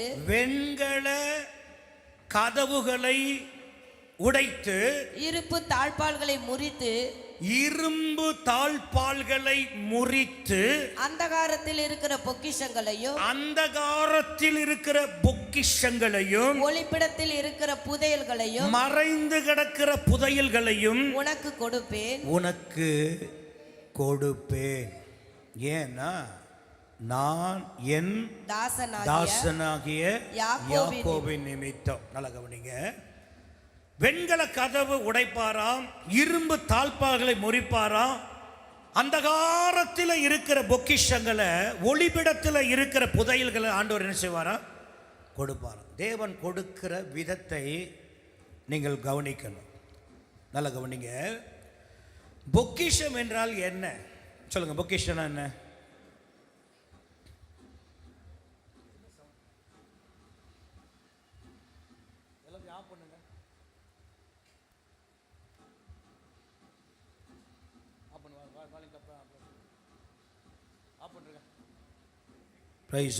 நல்ல கவனிங்க. பொக்கிஷம் என்றால் என்ன சொல்லுங்க பார்க்கலாம். ஒரு சத்தம் கேட்டுட்டு இருக்கு, வேற ஒன்றும் இல்லை. சொல்லுங்க பார்க்கலாம். பொக்கிஷம் என்ன? செல்வம். யார் சொன்னது? சரி, பொக்கிஷம்னா செல்வம். நான் சொல்லுவேன், பொக்கிஷம் என்றால் என்னன்னா, வெளியில் தெரியும்படியாய் வருகிற ஒரு ஆசீர்வாதம் அல்லது தெரியும்படி இருக்கிற ஒரு ஆசீர்வாதம். பொக்கிஷம் என்பது என்ன சொல்லுங்க பார்க்கலாம். சொல்லுங்க பார்க்கலாம், சத்தமா சொல்லுங்க. பொக்கிஷம் என்றால் என்னன்னா, வெளியில் தெரியும்படி வருகிற ஒரு ஆசீர்வாதம். யாருடைய கண்ணும் காணும்படி இருக்கிறது பொக்கிஷம். அது வாய்ப்பாக இருக்கலாம். எத்தனையோ பேர் போனாங்க வேலைக்கு, இவனுக்கு தான் அந்த வேலை கிடைச்சிது அப்படின்னு மற்றவங்க உங்களை பார்த்து சொல்லுகிறது போல் அது ஒரு வாய்ப்பாக இருக்கலாம், வெற்றியாக இருக்கலாம், அல்லது உங்களுடைய வளர்ச்சியாக இருக்கலாம், உயர்வாக இருக்கலாம், கனமாக இருக்கலாம். இதெல்லாம் வெளியில் தெரியும்படியாக இருக்கிற ஒன்று. ஆனால் புதையல் என்பது என்ன? புதையல் என்பது என்னன்னா, அது வெளியில் தெரிகிற மாதிரி இருக்காது. அது எங்கே தான் இருக்கும்? மறைந்து இருக்கும். சத்தமாக சொல்லுங்க, அது எங்கே இருக்கும்? மறைந்து இருக்கும். அப்போ பொக்கிஷனா என்னன்னா சொல்லுங்க, பொக்கிஷம் என்னது? வெளியில் தெரியும்படி இருக்கிறது பொக்கிஷம். புதையல் என்பது என்னன்னா, கண்ணில் அதை என்ன செய்ய முடியாது, காண முடியாது. எங்க இருக்கும்? மறைந்து இருக்கும். ஒரு ஆமென் சொல்லுங்க பார்க்கலாம். அல்லேலூயா. அப்போ வெளியரங்கமான ஆசீர்வாதமும் இருக்கு, சொல்லுங்க, மறைவான ஆசீர்வாதம் இருக்கு.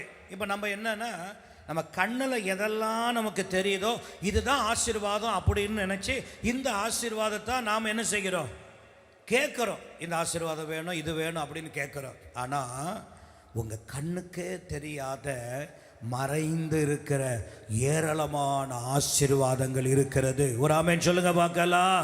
அல்லேலூயா. அதுதான் ராஜரிக வளங்கள், அதுதான் ராஜரிக செழிப்பு அப்படின்னு நான் சொல்லுகிறேன். அருமையான கர்த்தருடையவர்களே, எதெல்லாம் உங்க கண்களுக்கு மறைவா இருக்கிறதோ இந்த 2026 அது வெளியரங்கமாய் நீங்கள் கண்டு பெற்று கொள்ளும் விதங்களிலே கர்த்தர் மாற்ற போகிறார். விசுவாசிக்கிறீங்களா? விசுவாசிக்கிறீங்களா? எகிப்தை விட்டு ஜனங்கள் வந்தாங்க, கொஞ்ச நாள் பிரயாணம் பண்ணி வந்துட்டாங்க. வெளியில் போகணும் அனுப்பின பார்வோனுடைய இருதயம் இஸ்ரவேலரை வெளியில் அனுப்பின பின்பு கடினப்படுது.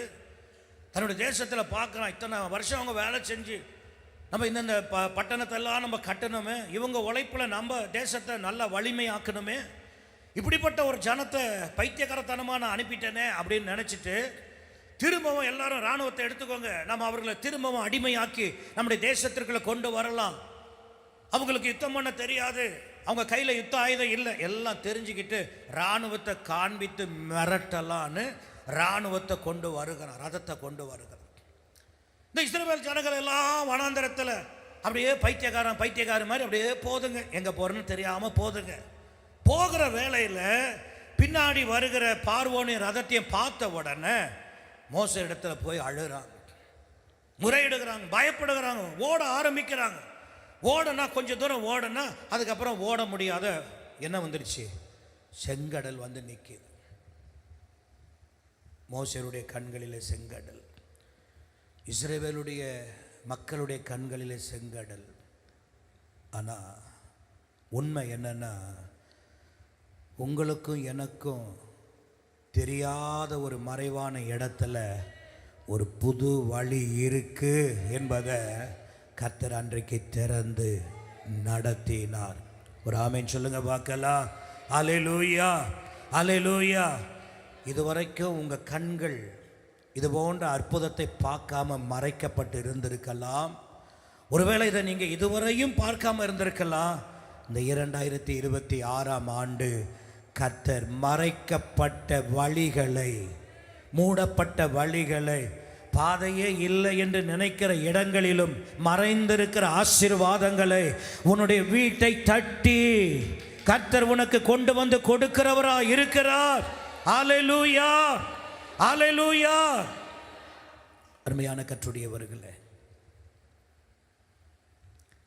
சில திட்டங்களை, இது யாருக்கோ ஆண்டவர் தெளிவாக சொல்லுகிறார், சில திட்டங்களை ஆண்டவர் இதுவரைக்கும் உங்கள் வாழ்க்கையிலே மறைத்து வைத்திருந்தார். உங்களுடைய வாழ்க்கையினுடைய திட்டம் இதுவரைக்கும் உங்களுக்கே புரிந்து கொள்ள முடியாமல் அது மறைக்கப்பட்டே இருந்தது. இந்த 2026 மறைக்கப்பட்ட அந்த தேவ திட்டம் உனக்கு வெளிப்படுத்தப்பட்டு மறைவாயிருந்த அந்த காரியங்கள் உனக்கு ஒரு முடிவுக்கு வருகிறது. அது உன் வாழ்வில் ஆசீர்வாதமான ஒரு தொடக்கமாய் மாற்றப்படுகிறது. அருமையான கர்த்தருடையவர்களே, வனாந்தர வாழ்வில் ஒவ்வொரு நாளும் அவங்க மன்னாவை சாப்பிட்டாங்க, தூதர்களுடைய மன்னா. இந்த மன்னா 2 நாளைக்கு முன்னாடியே இஸ்ரவேலுடைய கண்களுக்கு தெரிவது அல்ல, ஒவ்வொரு நாளும் அது எப்படி தான் இருந்துச்சு, மறைவாக தான் இருக்கும்.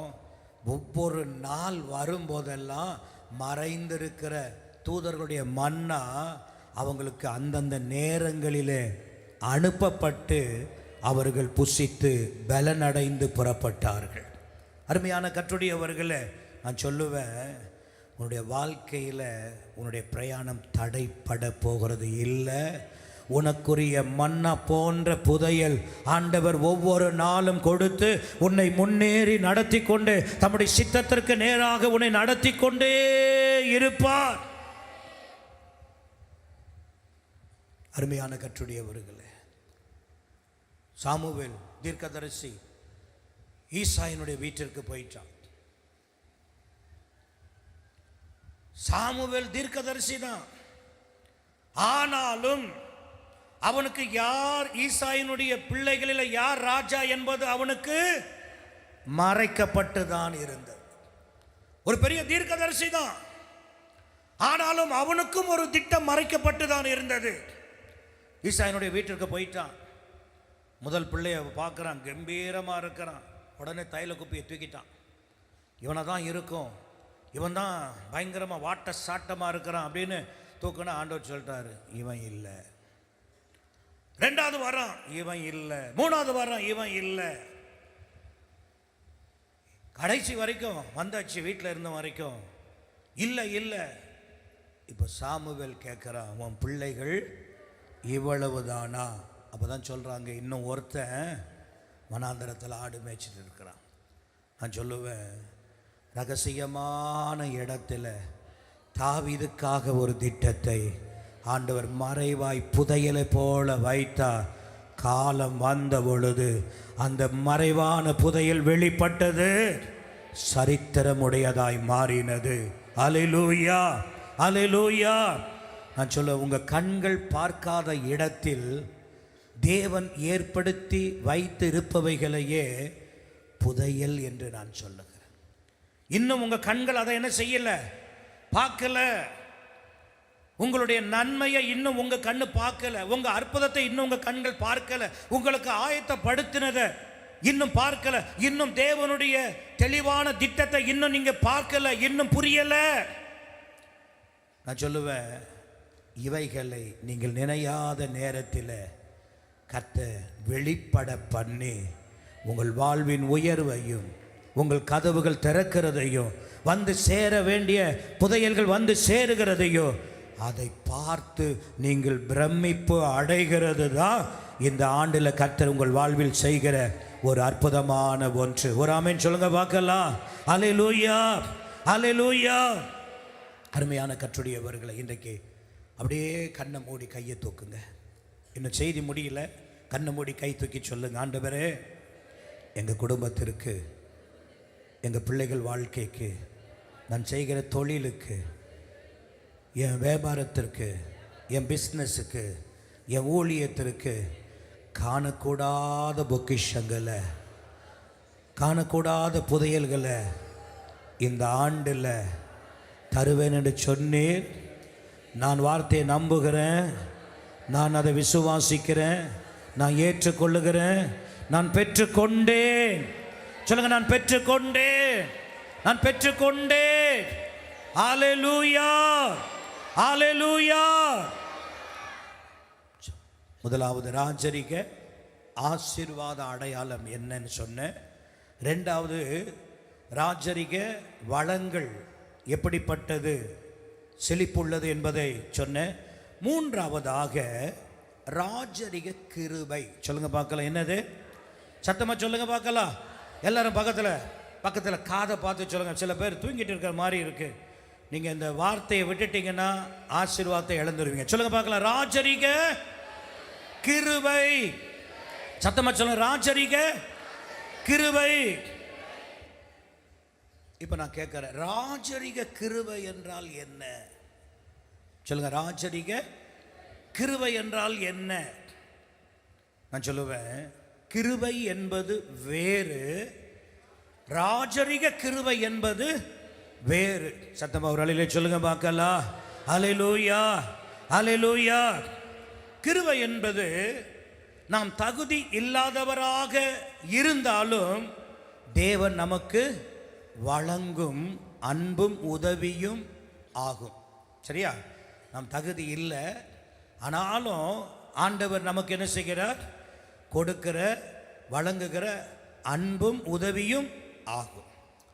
ராஜரிக கிருபை என்பது என்னன்னா, ராஜாதி ராஜனான தேவன் தருகிற ஒன்று, அது சாதாரணமான வார்த்தைகளால் விவரிக்க முடியவே முடியாது. மாபெரும் செயல்களை செய்து முடிப்பதே ராஜரிக கிருபை. ஒரு ஆமென் சொல்லுங்க பார்க்கலாம். அல்லேலூயா. நான் சொல்லுவேன், ராஜரிக கிருபை வெளிப்படும் போது அருமையான கர்த்தருடையவர்களே, அசாத்தியமானவைகள் எல்லாம் சாத்தியமாய் மாறிவிடும். ராஜரிக கிருபை வெளிப்படும் போது உன் வாழ்க்கையில் எதெல்லாம் அசாத்தியமா இருக்கிறதோ அதெல்லாம் சாத்தியமாய், அதாவது முடியாதது எல்லாம் என்ன ஆயிடும். இப்போ இது வரைக்கும் எது உங்கள் வாழ்க்கையில் முடியலை ஆகலைன்னு இருக்கிறீங்களோ, உங்களுக்கு ஆண்டவர் ராஜரிக கிருபையை கொடுக்கிறா.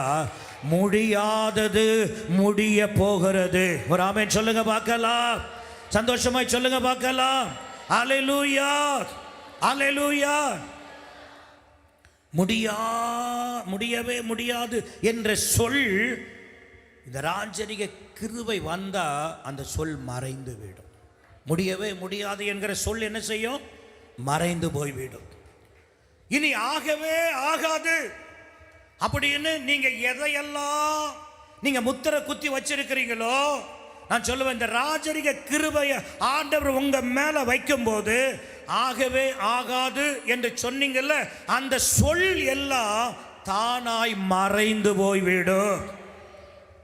எதெல்லாம் நடக்கவே நடக்காது அப்படின்னு நீங்க மனசுல இது வரைக்கும் அதை ரொம்ப ஸ்ட்ராங்கா வச்சிருக்கிறீங்களோ, என் கணவன் ரட்சிக்கப்படவே மாட்டான், என் குடிகார பையன் திரும்பவே மாட்டான், எதெல்லாம் இது போல பல காரியங்கள், என்னால் இந்த கடனை அடைக்கவே முடியாது, இதெல்லாம் நடக்கிற சாத்தியம் இல்லை, என் வருமானத்திற்கும் எனக்கு இருக்கிற பிரச்சனைக்கு அப்படின்னு நீங்க நினைக்கலாம். எதெல்லாம் நடக்கவே நடக்காது நினைக்கிறீங்களோ, ராஜரிக கிருபையை உங்க மேல ஆண்டவர் கொடுக்கும் போது நடக்காதது எல்லாம் உங்க கண்கள் பார்க்க நடக்கிறதா இருக்கும். நடக்காது என்கிற அந்த சொல்லெல்லாம் மறைந்து விடும். எதெல்லாம் இனி திறக்காது, எதெல்லாம் மூடப்பட்டு இருக்கு, இதெல்லாம் என் வாழ்க்கையில் இனிமேல திறக்க போகிறது இல்லை அப்படின்றீங்களோ, ராஜரிக கிருபை உங்களுக்கு வந்ததுன்னா இப்படிப்பட்ட சொல் எல்லாம் மறைந்து விடும். ஒருவேளை என் வாழ்க்கையில் நான் உயரத்தை அடைய முடியாது, இனி என் வாழ்வில் உயரம் இல்லை, இதுதான் என்னுடைய நிலை, இதுதான் என்னுடைய வாழ்க்கை, இதுதான் என்னுடைய கடைசி அப்படின்னு உயர முடியாது, உயர்வை காண மாட்டேன் அப்படின்னு நீ நினைச்சாலோ, ராஜரிக கிருபை இந்த உனக்கு ஆண்டவர் வைக்கும் போது இந்த வார்த்தைகள் எல்லாம் மறைந்து போய்விடும். அசாத்தியம் சாத்தியமாகும், முடியாதது, சத்தமா சொல்லுங்க, முடியாதது முடியும், ஆகாதது நடக்காதது, திறக்காதது, உயர முடியாது என்பது மாறி உயர்வு உண்டாகும். ஒரு ஆமென் சொல்லுங்க பார்க்கலாம். உங்களுக்கு இந்த ராஜரிக கிருபையினுடைய 3 விளக்கங்களை சுருக்கமாக புரியும்படி நான் சொல்லுகிறேன். ராஜரிக கிருபையினுடைய 3 எளிய விளக்கத்தை உங்களுக்கு நான் சொல்லுகிறேன். சாதாரண கிருபை அப்படி என்பது என்னன்னா, நீ வாழ்ந்து கொண்டு இருப்பதற்கு அது உதவி செய்யும். சொல்லுங்க பார்க்கலாம். சாதாரண கிருபை என்ன செய்யும்? சத்தமா ஒரு அலையில சொல்லுங்க பார்க்கலாம். இன்னும் சத்தமா சொல்லுங்க பார்க்கலாம். இன்னும் சத்தமா சொல்லுங்க பார்க்கலாம். ஏன்னா நீங்க கேட்கணுன்றதுக்காக தான் நான் பேசுறேன். சொல்லுங்க பார்க்கலாம். சாதாரண கிருபை என்பது, சொல்லுங்க, இந்த உலகத்தில் எங்கேயாவது ஒரு இடத்துல இருந்து என்ன செஞ்சுட்டு இருக்கலாம், வாழ்ந்து கொண்டு இருப்பதற்கு சாதாரண ஒரு கிருபை உதவும். ஆனா ராஜரிக கிருபை என்பது என்னன்னா, உன் வாழ்க்கையை முழுமையும் அது மாற்றி, நீ மாற்றப்படுவது மாத்திரமல்ல, உன் மூலமாக மற்றவர்களுடைய வாழ்க்கையும் வாழ வைப்பதுதான் ராஜரிக கிருபை. சாதாரண கிருபை நீ மாத்திரம் தான் வாழ முடியும், உன் குடும்பம் மட்டும்தான் வாழ முடியும். ஆனா ராஜரிக கிருபை உன்னை உயர்த்தி ஆசீர்வதித்து உன் மூலமாக 10 பேர், உன் மூலமாக 50 பேர், உன் மூலமாக மற்றவர்கள் ஆசீர்வாதமாய் மற்றவர்களையும் வாழ வைக்க உதவும். நம்ம சபையில் 1994 ஆகஸ்ட் 5ஆம் ஆண்டு முழு நேர ஊழியத்திற்கு பிரதிஷ்டை பண்ணப்பட்டேன் சாம் சுந்தரம் பாஸ்டர் ஐயானால. அதன் பின்பு சபை நடத்தும் போது சில விசுவாச குடும்பங்களிலே வந்து கடைகள் வீடுகள் இதுக்கு ஜோம் பண்ண கூப்பிடுவாங்க. அந்த ஆரம்ப காலத்தில் சில வீடுகளுக்கு போவேன், அந்த ஓலை வீடாக இருக்கும், குனிஞ்சு தான் போகணும். உள்ளே போய் பார்த்தா அப்படியே ஒரு சின்ன அறைக்குள்ள கஷ்டத்துக்குள்ளே வாழ்கிற விசுவாசிகளை கண்டவன்.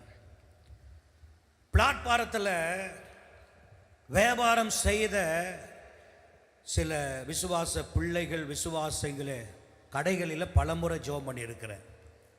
ஆனால் இன்னைக்கு சொல்லுவேன், இன்னைக்கு கர்த்தர் அவங்களை எல்லாம் ராஜரிக கிருபையை கொடுத்து அவங்கள மாத்திரம் இல்லை, அவர்கள் பல பேருக்கு ஆசீர்வாதமாக கர்த்தர் இன்று சபைகளிலே மாற்றி வைத்தார். அவர்களால் பல குடும்பங்கள் ஆசீர்வதிக்கப்படும்படியாக கர்த்தர் மாற்றி வைத்திருக்கிறார். அருமையான கர்த்தருடையவர்களே, அதனால தான் தைரியமாய் சொல்லுகிறேன், சாதாரண கிருபை நீ வாழ உதவும், உன் பிள்ளை வாழ மூடும் உன் வாழ்க்கைக்கு. ஆனால் ராஜரிக கிருபையானது உன்னை ஆசீர்வதித்து உன் மூலமாக மற்றவர்கள் ஆசீர்வாதமாக. இந்த ஆண்டு உன்னை ஆசீர்வதிப்பது தேவனுக்கு பெரியதில்லை, ராஜரிக கிருபையை உனக்கு தந்து உன் மூலமாக மற்றவர்களை வாழ வைப்பது தான் கர்த்தருக்கு பிரியமான ஒன்று. ஒரு ஆமென் சொல்லுங்க பார்க்கலாம். அல்லேலூயா, அல்லேலூயா. இரண்டாவது, சாதாரண கிருபை கதவை தட்ட உதவும். சொல்லுங்க, சாதாரண கிருபை சொல்லுங்க பார்க்கலாம், கதவை தட்டுவதற்கு உதவும். ஆனால் ராஜரிக கிருபை இருக்கு பாருங்க, அது கதவை திறக்க செய்யும். ஒரு ஆமென் சொல்லுங்க பார்க்கலாம். தட்டுகிறது பெருசா, திறக்கிறது பெருசா? சத்தமா சொல்லுங்க. சாதாரண கிருபை கதவை தட்டிக்கிட்டே வெளியே தான் இருக்கணும். கேளுங்கள் கொடுக்கப்படும், தட்டுங்கள் திறக்கப்படும், நீ தட்டிக்கிட்டே இருக்கணும். ஆனால் ராஜரிக கிருபை என்பது என்னன்னா, நீ தட்டுவதல்ல, நீ போனாலே அந்த வாசல் தானாய் திறந்துடும். ஒரு ஆமென் சொல்லுங்க பார்க்கலாம். உபாகமம் 28ஆம் அதிகாரம் 12ஆம் வசனம், தேவனுடைய கட்டளை தேவனுடைய கற்பனையின்படி வாழுகிற ராஜரிக குடும்பத்திற்கு, ராஜரிக கூட்டத்திற்கு ஆண்டவர் சொன்ன வாக்கு தத்தம் என்ன? வாசிங்க. ஏற்ற காலத்தில் உன் தேசத்திலே மழை பெய்யும். ஏற்ற காலங்களில் உன் தேசத்தில் மழை பெய்யும். நீ கையிட்டு செய்யும் வேலைகளை எல்லாம் ஆசீர்வதிக்கவும். நீ கையிட்டு செய்கிற வேலைகள் எல்லாம் ஆசீர்வதிப்பேன். கர்த்தர் உனக்கு தமது நல்ல பொக்கிஷ சாலையாகிய, கர்த்தர் உனக்கு தமது நல்ல பொக்கிஷ சாலையாகிய வானத்தை திறப்பார். என்னவா? நீ போய் தட்ட வேணாம். சொல்லுங்க, நீ போய் என்ன செய்ய வேணாம்? தட்ட வேணாம். இந்த ராஜரிக கிருபை உன்கிட்ட வந்துருச்சு, உன் மேல உட்கார்ந்துருச்சுன்னா வானம் தானாய் திறக்கப்படும், தானாய் திறக்கப்படும். அடுத்து பாருங்க, நீ அநேகம் ஜாதிகளுக்கு கடன் நீ கொடுப்பாய். இதுவரைக்கும் கடன் வாங்கிக்கிட்டே இருந்த, கிருபை பெற்ற நீ கடன் வாங்கிக்கிட்டே இருந்த. ஆனா ராஜரிக கிருபையை பெற்றுட்டீன்னா நீ அநேகம் ஜாதிகளுக்கு என்ன செய்வ? கடன் கொடுப்பாய். கடன் கொடுக்கிற கையாய், மற்றவர்களுக்கு, மற்றவர்களை வாழ வைக்கிற கையாய், மற்றவர்களுக்கு உதவி செய்கிற கையாய், வானத்தை திறந்து. அதான் சொன்னேன், சாதா கிருபை தட்ட உதவும், ராஜரிக கிருபை என்ன செய்யும்? திறக்க உதவும். மூன்றாவது, சாதாரண கிருபை தேவனை தேட வைக்கும். சொல்லுங்க பார்க்கலாம். சாதாரண கிருபை என்ன செய்யும்? தேவனை தேட வைக்கும். ஆனா ராஜரிக கிருபையோ தேவனையே உங்களை தேடி வர வைக்கும். எது பெருசுங்க? நாம் தேவனை தேடுவதா, அவர் நம்மை தேடி வருவதா? சொல்லுங்க பார்க்கலாம். அல்லேலூயா சொல்லுங்க பார்க்கலாம். நான் சொல்லுவேன், ராஜரிக கிருபை உன் வாழ்க்கையில் வந்துருச்சு அப்படின்னா நீ தேவனை தேடுவதல்ல, தேவன் உன்னை தேடி வருவார். இந்த ராஜரிக கிருபை எனக்கு வந்துருச்சுன்னா, என் குடும்பத்திற்கு வந்துருச்சுன்னா, இல்லை உங்கள் குடும்பத்தில், உங்களுக்கு உங்கள் ஊழியத்தில் வந்துருச்சு, உங்கள் பிள்ளைங்க வாழ்க்கையில் வந்துருச்சுன்னா எப்படி இருக்கும் அப்படின்னா, எட்டாத உயரத்தை மிக சாதாரணமாக எட்டிடுவீங்க. சொல்லுங்க பார்க்கலாம். எட்டாத, நீங்கள் ஏணி வச்சாலும் ஏறி போக முடியாத உயரத்தை சர்வ சாதாரணமாய் போய் என்ன செய்வீங்க? உட்கார முடியும், எட்ட முடியும். எஸ்தர் அதற்கு, எஸ்தருடைய வாழ்வு அதற்கு அடையாளமாக இருக்கிறது. திறக்க முடியாத கதவுகள் தானா என்ன செய்யும்? சொல்லுங்க. சிறையில் தான் இருந்தான் பேதுரு. கதவு தானா திறந்ததா இல்லையா? திறக்கிறதுக்கு ஆள் வந்தாங்களா இல்லையா? இவன் போய் திறந்தானா? பரலோகத்தில் இருந்து ஆள் வந்து திறந்ததா? சாதா கிருபை நீ திறக்கணும். ஆனால் ராஜரிக கிருபை உனக்காக இன்னொருவர் வந்து என்ன செய்வாங்க? திறந்து நடத்தப்படுவேன். ஒரு ஆமேன் சொல்லுங்க பார்க்கலாம். 1994 ஆண்டு இந்த பின்னாடி இருக்கிற ஷெட்டு ஓலைகளால் போடப்பட்டிருந்த காலம். தாமதமாக ரட்சிக்கப்பட்டவர்களுக்காக சொல்கிறேன்.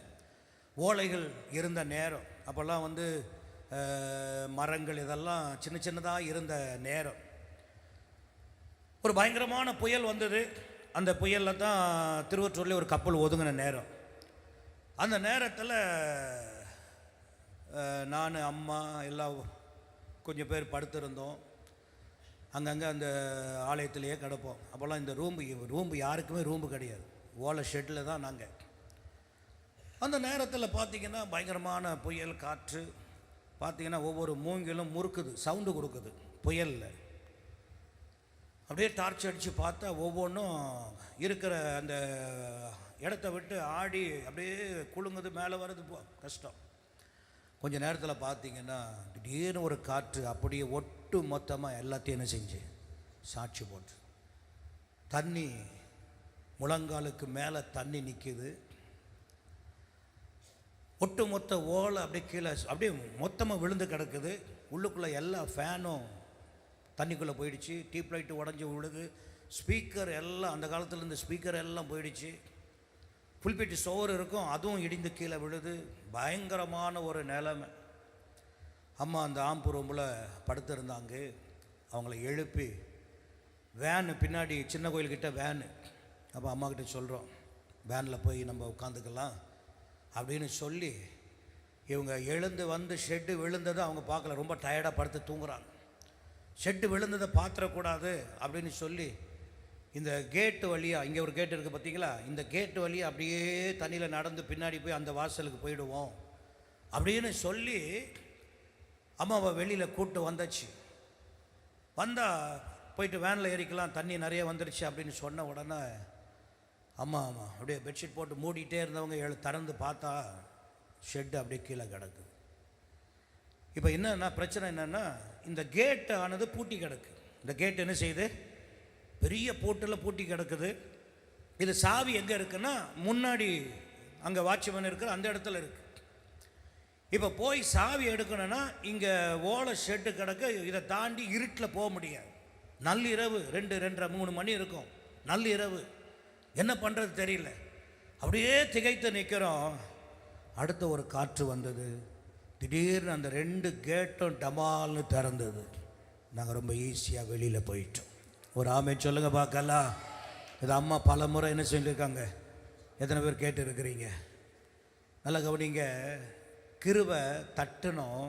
ராஜரிக கிருபை உனக்கு வேண்டிய நேரத்தில், வேண்டிய சமயத்தில் திறக்க வேண்டிய கதவுகள் தானாகவே திறந்து, நீ எங்கேயும் நின்று தட்டி போகிறவன் இல்லை. நீ போய்கிட்டே இருப்ப, கதவு திறந்து கொண்டே இருக்க. இதுதான் ராஜரிக கிருபை. ஒரு ஆமென் சொல்லுங்க பார்க்கலாம். அல்லேலூயா, அல்லேலூயா. அருமையான கர்த்தருடையவர்களே, நான் சொல்லுவேன், இந்த ராஜரிக கிருபை ஒரு வாய்ப்பாக கர்த்தர் உனக்கு கொடுக்கிறார். எட்டாத உயரத்தை நீ செய்வ, எட்டும்படியாக. இதுவரையும் திறக்காத கதவுகள் உனக்கு என்ன செய்ய போகுது? இந்த செய்தியை கேட்டுட்டு நீங்கள் போங்க.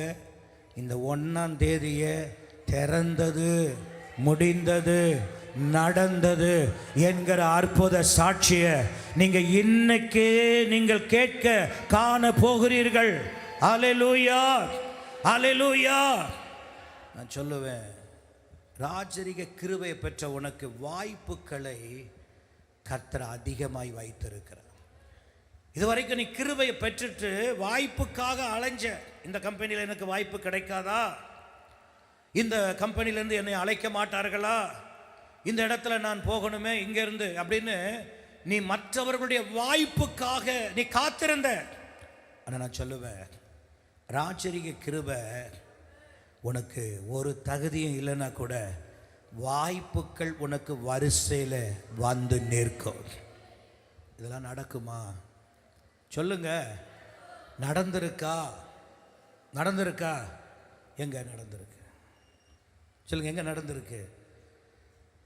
தாவீது ராஜரிக கிருபை பெற்றவன். ஒரு ஆமென் சொல்லுங்க பார்க்கலாம். அல்லேலூயா, அல்லேலூயா. இவன் ராஜா ஆகிறதுக்கு என்ன இல்லை? தகுதியே கிடையாது. எங்க ஆடு மேய்க்கிறோம் ராஜா ஆக முடியுமா? ராஜாவோடு இருந்து மந்திரியாக இருந்து வருகிறோம், ராஜா ஆகலாம். பட தளபதியாக இருக்கிறோம், ராஜா ஆகிறதுக்கு வாய்ப்புகள் இருக்கு. ஆடு மேய்க்கிறவன் ராஜா ஆக முடியுமா? சொல்லுங்க, முடியுமா? முடியவே முடியாது. ஆனால் தகுதியே இல்லை ராஜாவாகிறதுக்கு. ஆனால் இந்த ராஜரிக கிருபை ஆண்டவர் மேலே வச்சார் பாருங்க. பல வாய்ப்புகளை கர்த்தர் அவனுக்கு கொடுத்தார். முதல்ல சிங்கத்தை கொல்லும் வாய்ப்பை கொடுத்தார், கரடியை கொல்லுகிற வாய்ப்பை கொடுத்தார். இந்த வாய்ப்பு அடுத்து கோலியாத்தை கொல்லுகிற வாய்ப்பாக அடுத்த வாய்ப்பு கிடைத்தது. இந்த கோலியாத்தை கொன்ன உடனே பார்த்தீங்கன்னா சவுல் யாருன்னு விசாரிச்சுட்டு அவனை தன்னுடைய அரண்மனைக்கு என்ன செஞ்சான்? அரண்மனைக்கு போகிற ஒரு நல்ல வாய்ப்பு கிடைச்சது. அரண்மனையில் போனோன்னு பாருங்க, அவனை ஆயுததாரியாக நான் வச்சுக்கிறேன்னு அவங்க அப்பாவுக்கு சொல்கிறான். ஈசாய்க்கு சொல்லி விடுறான், உன் மகனை என் வீட்டில் என்னுடைய இதில் ஆயுததாரி என்கிற ஒரு வாய்ப்பு கிடைக்கிறது. நான் சொல்லுவேன், ராஜரிக கிருபை இந்த வருஷம் உன் மேலே இருக்குன்னா நீ வாய்ப்பை தேடி அலைய மாட்ட. வாய்ப்புகள் வந்து உன்னை தேடி நிற்கும், உன்னை தேடி நிற்கும். வாய்ப்புகள் உன்னை தேடி வரும். அல்லேலூயா, அல்லேலூயா. இதை கேட்குற உங்கள் ஊழியத்திலும், உங்கள் குடும்பத்திலும், உங்கள் வேலையில், உங்களுடைய நீங்கள் கையிட்டு செய்கிற உங்களுடைய முயற்சி எல்லாவற்றிலும் வாய்ப்புகள் திறந்து வைக்கப்படுகிறது. ஒரு ஆமென் சொல்லுங்க பார்க்கலாம். அல்லேலூயா, அல்லேலூயா. சாதாரண பெண்ணு தான், ஆனால் அவளுக்கு ஒரு வாய்ப்பு வந்துச்சு, பட்டத்து ராணியாக மாற்றப்பட. சிறையில் இருந்த யோசேப்பு அந்த ராஜரிக கிருபை இருந்ததுனால சிங்காசனத்துக்கு போகிற ஒரு வாய்ப்பு. அடிமையாக இருந்த ஒரு தானியேல் தான் பாபிலோனுக்குள்ள வரும்பொழுது அரசனாகவோ மந்திரியாகவோ இல்லை, அடிமையாய் வந்தவன் தான். ஆனால் ராஜரிக கிருபை அவன் மேலே இருந்ததுனால இப்போ அங்கே இருக்கிற எல்லாருக்கும் மேலே என்ன செஞ்சான்? உயர்த்தப்படுகிற ஒரு வாய்ப்பு. ரூத் யாரு? சொல்லுங்க பார்க்கலாம். கதிரை பொறுக்கிக்கிட்டு ஒவ்வொரு நாளும் மாமியும் அவளும் கஞ்சியை குடிச்சிக்கிட்டு கதிரை அவிச்சு சாப்பிட்டுக்கிட்டு இருந்தாங்க. ஆனால் ராஜரிக கிருபை கிடைச்சதா இல்லையோ, பொறுக்கின வயலுக்கும் சுதந்திரவாளியாய் சொந்தக்காரியாய். சொல்லுங்க பார்க்கலாம். நீங்கள் சாதாரணமாக எதை நினைக்கிறீங்களோ இதெல்லாம் ஆகாது. இந்த ஆண்டு ராஜரிக கிருபை உங்கள் வாழ்க்கையை மாற்ற போகிறது. அல்லேலூயா, அல்லேலூயா. பேதுரு யாரு? கிருபையை பெற்ற வரைக்கும் போய் வலைய போடுறான், ஒரு மீன் கூட மாட்டலை. ஆனால் ராஜரிக கிருபை, இயேசுவை பார்க்குறான், வார்த்தையை கேட்குறான், கிருபையை பெற்றான், போய் வலைய போடுகிறான். வலை கிழியத்தக்க என்ன படிச்சானா? மீன்களை கண்டான். ஒரு ஆமென் சொல்லுங்க பார்க்கலாம். அல்லேலூயா. உன் உழைப்பெல்லாம் இதுவரைக்கும் உதாசீனப்படுத்தப்பட்டு இருக்கலாம். உன்னுடைய பிரயாச முயற்சியெல்லாம் குப்பையில் போனது போல மாற்றப்பட்டு இருக்கலாம். உனக்கு ராஜரிக கிருபையை வச்சு உன்னை கர்த்தர் மகிமைப்படுத்துகிறார். இந்த ராஜரிக கிருபையை நான் பெற்றுக்கொள்ளணும் அப்படின்னு யார் விரும்புகிறீங்க? கையை வைத்துங்க பார்க்கலாம். இந்த ராஜரிக கிருபை அல்ல, சொல்லுங்க. இந்த ராஜரிக கிருபையை இந்த 2026 புது வருஷத்தில் முதல் நாளில் நான் என்ன செய்யணும்? பெற்றுக்கொள்ளணும். 5 வழிகள் இருக்கிறது. முதலாவது, மனத்தாழ்மை உள்ளவர்களுக்கு இந்த ராஜரிக கிருபையை கர்த்தர் என்ன செய்கிறார். ரெண்டாவது, எந்த கடினமான சூழ்நிலை வந்தாலும் சூழ்நிலையை கண்டு பயந்து பின்வாங்காம என்ன வந்தாலும் கர்த்தரை மட்டும் நம்புகிறவர்கள் யாரோ, கர்த்தரை மாத்திரம் நம்பிக்கொண்டு வாழுகிறவர்கள் யாரோ, அவர்களுக்குத்தான் இந்த கிருபையை கர்த்தர் வைக்கிறார். மூன்றாவது, ஜெபத்தில் அதிக ஆர்வத்தோடு கூட தேவ சமூகம், தேவ பிரசன்னம்னு யாரு நெருங்கி வருகிறாங்களோ அவங்களுக்கு தான் இந்த ராஜரிக கிருபையை கர்த்தர் வைக்கிறார். மூன்றாவது, பரிசுத்தமாக உண்மையாக உத்தமமாய் வாழுகிறவர்களுக்கு இந்த ராஜரிக கிருபையை கர்த்தர் வைக்கிறார். ஐந்தாவது, வாழ்க்கையின் எல்லா நிலையிலும் தேவனுக்கு நன்றி சொல்லிக்கொண்டே இருக்கிற மனம் உடையவர்களுக்கு இந்த ராஜரிக கிருபையை கர்த்தர் என்ன செய்கிறார்? வைக்கிறார். ஒரு ஆமென் சொல்லுங்க பார்க்கலாம். சந்தோஷமாய் சொல்லுங்க பார்க்கலாம். சொல்லுங்க. முதலாவது சொன்ன ராஜரிக ஆசீர்வாத அடையாளம் என்னன்னு சொன்ன. ரெண்டாவது, ராஜரிக வளங்கள் அல்லது செழிப்பான வாழ்க்கை என்ன. மூன்றாவது, ராஜரிக கிருபை என்ன. கடைசியாக ராஜரிக உயர்வு. சொல்லுங்க பார்க்கலாம். ராஜரிக உயர்வு. சங்கீதம் 75:6-7 எடுத்து வாசிங்க. 75:6-7 வாசிங்க. கிழக்கிலும் மேற்கிலும் வனாந்திர திசையிலும் இருந்து ஜெயம் வராது. தேவனே நியாயாதிபதி, ஒருவனை தாழ்த்தி ஒருவனை உயர்த்துகிறார். இந்த வசனம் மிக தெளிவாய் சொல்லுகிற ஒன்று என்னன்னா, தேவனே நியாயாதிபதியும், ஒருவனை தாழ்த்தவும் மற்ற ஒருவனை உயர்த்தவும் சொல்லுங்க அவரால் தான் முடியும். சாமுவேலில் வாசிக்கிறோம், அவர் புழுதியிலிருந்து என்ன செய்கிறாரா? உயர்த்துகிறார்.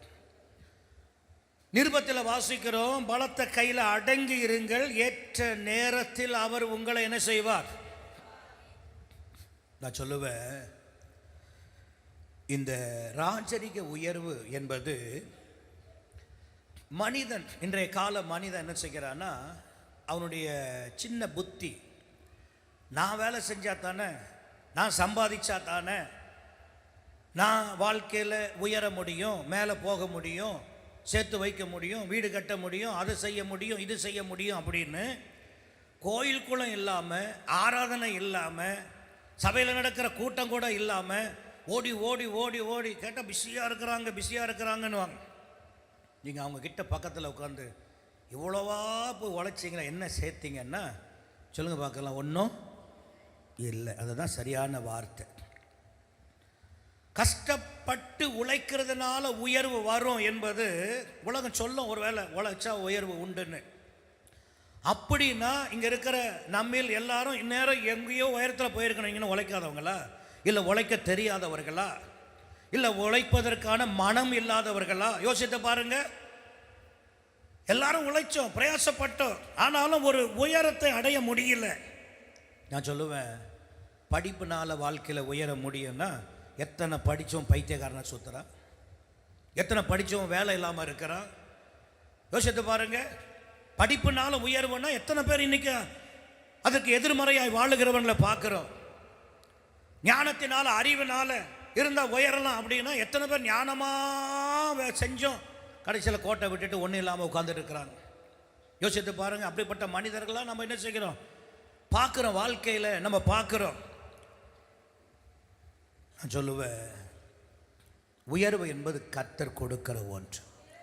இது ராஜரிக கிருபையினால, ராஜரிக உயர்வு கர்த்தரால் மட்டும்தான் வரும். இங்கே புண்ணியக்கோட்டி இருக்கார் இல்லையா, எத்தனை வருஷம் ஃபெயிலியா? 3 வருஷம் ஃபெயில். எதில்? 10th, 9th. நல்லா கவனிங்க. எல்லாருக்கும் தெரியலாம், தெரியாதவங்களுக்கு சொல்கிறேன். இங்கே இந்த பாட்டு பாடுறாரு பாருங்க, வந்து வந்து 3 வருஷம் 9ஆவதுல 3 வருஷம் ஃபெயிலு. சொல்லுங்கள், எத்தனை வருஷம் ஃபெயிலு? அவர் கோச்சு பாருன்னு நினைக்கிறீங்களா? அவர்களும் கோச், அதனால தான் தைரியமாக சொல்கிறேன். 9ஆவதுல 3 வருஷம் ஃபெயிலு. இவருக்கு ஒரு நண்பர், இவர் கூட படித்தவர். இவர் 3 முறை 9ல் இருக்கும்போதே அவர் 10, 11, 12 முடிச்சிட்டார். போயிட்டார், காலேஜுக்கும் போயிட்டார். இப்போது கொஞ்சம் நாளைக்கு அப்புறம், கொஞ்சம் வருஷம் அப்புறம் இவரும் 3 வருஷம் காலேஜ் முடித்தவரும் இன்னொரு ஃப்ரெண்டை போய் பார்க்குறாங்க. பார்க்கும்போது, என்னப்பா இப்படி இருக்கிற அப்படின்னு இவரை பார்த்து கேட்குறாங்க. என்ன கேட்குறான்? என்ன பண்ணுற, என்ன படிக்கிற, என்ன பண்ணுற? உடனே இந்த 3 வருஷம் காலேஜ் முடித்தார் பார்த்தீங்களா, அவர் சொல்கிறார், இவர் 3rd இயர் படிச்சுன்னு இருக்கார். என்ன படிக்கிறாராம்? 3rd இயர் படிக்கிறார். அப்படின்னா என்னன்னா, 9ஆவதே 3 முறை முடிக்காமல் படித்து 3rd இயர் படிக்கிறாரு அப்படின்னு இவரை கிண்டலாக சொல்கிறார். சொல்லிவிட்டு அவர் சொல்கிறாரு, நான் 3rd இயர், அவரும் காலேஜில் 3rd இயர்ன்றார். முடிஞ்சிருச்சு. இப்போ கேட்டிங்கன்னா, இவர் அரசாங்க வேலை செய்கிறாருங்க. சொல்லுங்கள், இவர் என்ன வேலை செய்கிறார்? இப்போது கவர்மெண்ட் வேலை. கடந்த நாளில் இந்த ஆலயத்தெல்லாம் சுத்தம் பண்ணோம். அப்போ அவர்கிட்ட நான் கேட்டேன், மக்கள் எல்லாம் வேலை செய்கிறாங்களே, எங்கேயோ போய் சம்சா வாங்கிட்டு வருவார், சூப்பராக இருக்கும். போயிட்டு ஒரு 200-300 சம்சா வாங்கிட்டு வாங்க ஐயா அப்படின்னு. சரிங்களா? சம்சா வாங்கிட்டு வாங்கண்ணே. இவர் போய் குறிப்பிட்ட ஒரு கடையில் போயிட்டு சம்சா கேட்டால் இல்லைன்ட்டார். இவர் என்ன சொன்னார் தெரியுமா? கார்ப்பரேஷன் ஆள். என்ன ஆள்? கார்ப்பரேஷன் ஆள் அப்படின்னு. உடனே இருங்க சார், போட்டு தரேன். எல்லாம் போட்டு சம்சா சாப்பிட்ட ஆளெல்லாம் இங்கே உட்காந்துருக்குறீங்க, நானும் சாப்பிட்டேன். ஏன் சொல்கிறேன் அப்படின்னா, 9ஆவதுல 3 வருஷம் ஃபெயிலு. இப்போ என்ன ஆகிட்டாரு? கவர்மெண்ட் வேலை செய்கிறாரு. இப்போ இவர் படித்து முடிச்சார் பாருங்க காலேஜெல்லாம். அவர் இன்றைக்கி வரைக்கும் வேலை இல்லாமல் சுற்றின்னு இருக்கார். அவர் வந்து இவர்கிட்ட கேட்குறாராம், எப்படியாவது என்னையும் கவர்மெண்ட் வேலையில் என்ன செய்ய சேர்த்து விடுன்னு இவர் தயவை நாடுறார். அப்போ நான் இங்கே கவனிக்க வேண்டிய ஒன்று என்னென்னா, உயர்வு எந்த மனிதனாலும் படிப்புனால அல்ல, தேவனால் மட்டும்தான். ஒரு ஆமேன் சொல்லுங்கள் பார்க்கலாம். அல்லேலூயா. அதைத்தான் வேதம் அழகாய் சொல்லுது. ராஜரிக உயர்வு யாரால உண்டுன்னா, இப்போ வாசிங்க அதே வசனத்தை, இப்போ நீ மீண்டும் வாசிங்க. கிழக்கிலும் மேற்கிலும் வனாந்திர திசையிலும் இருந்து ஜெயம் வராது. தேவனே நியாயாதிபதி, ஒருவனை தாழ்த்தி ஒருவனை உயர்த்துகிறார். ஒருவனை தாழ்த்தி ஒருவனை என்ன செய்கிறாரா? உயர்த்துகிறார். அப்போ உனக்கு உயர்வு வேணும்னா எங்கே போகணும்? சொல்லுங்க, எங்கே போகணும்? உயர்த்துகிறவர் யாரு? அவர்கிட்ட தானே போகணும். அவரால் உயர்த்தப்படுகிற மனுஷனை பார்த்துட்டு நீ போராமப்பட்டுட்டு பின்னாடி இருந்துக்கிட்டு எதையோ பேசிக்கிட்டே இருந்தீங்கன்னா என்ன பண்ணுறது? சில நேரங்களில் சில பேர் சொல்லுவாங்க, இப்படிலாம் பேசுகிறாங்க, இப்படிலாம் சொல்கிறாங்க. நீங்கள் ஒன்று நினச்சிக்கோங்க, உங்களை பற்றி யாராவது ஏதாவது பேசுகிறாங்கன்னா உங்களுக்கு சிம்பிளாக சொல்லித்தரேன். நீங்கள் ஒரு மலையினுடைய உயரத்தை போய் சென்று அடைந்து விட்டீர்கள். எங்கே போயிட்டீங்க? மலை உச்சியில் போயிட்டீங்க. இப்போ அந்த மலை மேலே ஏற முடியாத ஒன்று எங்கே இருக்கு? அதுதான் உங்களை மேலே பார்த்துட்டு என்ன செய்யுது? குலைச்சிக்கிட்டே இருக்கு. அதனால் நீங்கள் கவலையே படாதீங்க. உயர்த்துகிறவர் தேவன். ஞானத்தினால உயரணும், அறிவுனால உயரணும், தந்திரத்தினால உயரணும் அப்படின்னு நினச்சவன் தான் அப்சலோம். உயர்ந்தானா? இல்லை, வாழ்க்கையே இல்லை. இன்னைக்கு தாழ்மையாக சொல்கிற, நீ உயர வேண்டும் என்பதற்காக இன்னொருத்தனுடைய காலை பிடிச்சி இழுத்துட்டு அவனை கீழே தள்ளிட்டு நீ மேலே போகணும்னு நினைக்காத. உயர்த்துகிற தேவனுடைய கரத்தில் போய் விழு, அடங்கிரு. ஏற்ற நேரத்தில் உன் கண்ணுக்கு முன்னாடி யாரெல்லாம் உயர்த்துறதை நீ பார்க்குறியோ அவங்கள விட மேலே உன்னையும் உயர்த்த அவரால் முடியும். அவருடைய உயர்வுக்காய் காத்திரு. அருமையான கர்த்தருடையவர்களே, கர்த்தர் உங்களை ஆசீர்வதிப்பாராக. ஒரு ஆமென் சொல்லுங்க பார்க்கலாம். அல்லேலூயா. நான் சொல்லுவேன், இந்த ராஜரிக கிருபை உயர்வை உண்டாக்குகிற ஒன்று. சாதாரண உயர்வு மனிதனால் கொடுக்கப்படும். ஆனால் ராஜரிக உயர்வு ராஜாதி ராஜனான தேவனால் மாத்திரம்தான் கொடுக்க முடியும். ஒருவேளை மனுஷன் உன்னை உயர்த்திட்டானா என்னைக்கு இருந்தாலும் ஒரு நாள் உன்னை கீழே என்ன செய்வான் சொல்லுங்க? தள்ளிடுவான். நீ மனிதனால உயர்த்தப்பட்டனா என்னைக்கு இருந்தாலும் உயர்த்தினவன் ஒரு நாள் உன்னை கீழே தள்ளுவான். நீ விழுவது நிச்சயம். ஆனா உயர்த்தப்படுகிற தேவனால நீ உயர்த்தப்படுவாயானா உன்னை எத்தனை ஆயிரம் பேர் கீழே இழுத்தாலும் விழச் செய்ய வந்தாலும் உன்னை விழச் செய்ய முடியவே முடியாது. ஒரு ஆமென் சொல்லுங்க பார்க்கலாம். அல்லேலூயா. நம்முடைய ஆண்டவர் உயர்த்துகிறதுல அவர் தனி ரகம். சொல்லுங்க, நம்முடைய தேவன் யாரு? உயர்த்துகிறதுல தனி ரகம். எப்படி சொல்றேன் அப்படின்னா, எதிரிகளுடைய கண்களுக்கு முன்னாடியே தன்னுடைய ராஜரிக கிருபையினால தன்னுடைய மக்களை ஆண்டவர் என்ன செய்கிறாரு? ஆமான் உயரணும்னு போயிட்டான், ராஜாவுக்கு அடுத்து அவன் தான் அப்படின்றலாம் உலகத்தில் பேச்சு நடைமுறை அப்படிதான் இருந்துச்சு. ஆனால் பாருங்க, அதே ஆமானுடைய கண்கள் காண குதிரை ஆயத்தம், வஸ்திரம் போட்டாச்சு, அலங்கரிப்பு உண்டாயிற்று. இப்போ அவனே இவனை என்ன செய்கிறான்? கூட்டிட்டு போகிறான். நான் சொல்லுவேன், எதிரிகளின் கண்களுக்கு முன்பாக உன் தேவன் உன்னை உயர்த்துவது மறைவான இடத்துல அல்ல, உன்னை சுற்றிலும் சிங்கங்களும் பாசான் தேசத்து பலத்த எருதுகளும் ஓநாய்களும் நரிகளும் நாய்களும் உன்னை சுற்றி இருந்ததே, உனக்கு விரோதமாய் ஊளையிட்டது. அந்த கண்கள் காண இந்த 2026ஆம் ஆண்டு கர்த்தர் அந்த கண்களுக்கு முன்பாக இன்னும் உன்னை உயர்த்துவார், இன்னும் உன்னை உயர்த்துவார். எப்படியெல்லாம் உயர்த்துவார்? எதிரிகளுடைய கண்களுக்கு முன்பாக. இரண்டாவது, மற்றவர்களை ஆசீர்வதிக்கும் அளவுக்கு உன்னை என்ன செய்வார்? உயர்த்துவார். ஆபிரகாமுடைய வீட்டில் யுத்தம் வந்துட்டா, யுத்தம் பண்ணுவதற்கு மட்டும் 318 பேர். அப்போ அவங்களுக்கெல்லாம் குடும்பம் இருந்திருக்குமா இருக்காதா? அப்போ 318 பேருக்கு இவன் என்ன கொடுக்குறான்? உணவு, சாப்பாடு, சம்பளம். இது யுத்தத்திற்கான மனிதர்கள். இதே ஆபிரகாமுடைய அடுத்த சைடு பார்த்தீங்கன்னா, குட்டி ஆடுகளை மேய்க்க ஆளு, ஆடுகளை மேய்க்க ஆளு, ஒட்டகத்தை மேய்க்க ஆளு, மாடுகளை மேய்க்க ஆளு, கழுதைகளை மேய்க்க ஆடு. யோசித்து பாருங்க, எவ்வளவு குடும்பம், அவ்வளவு குடும்பங்களையும் அவன் போஷிக்கும் அளவுக்கு, மற்றவர்களுக்கு ஆசீர்வாதம் கொடுக்கும் அளவுக்கு கர்த்தர் உயர்த்தி வைத்தார். நான் சொல்லுவேன், மனிதர்கள் எல்லாரும் மறந்துட்டாங்களா?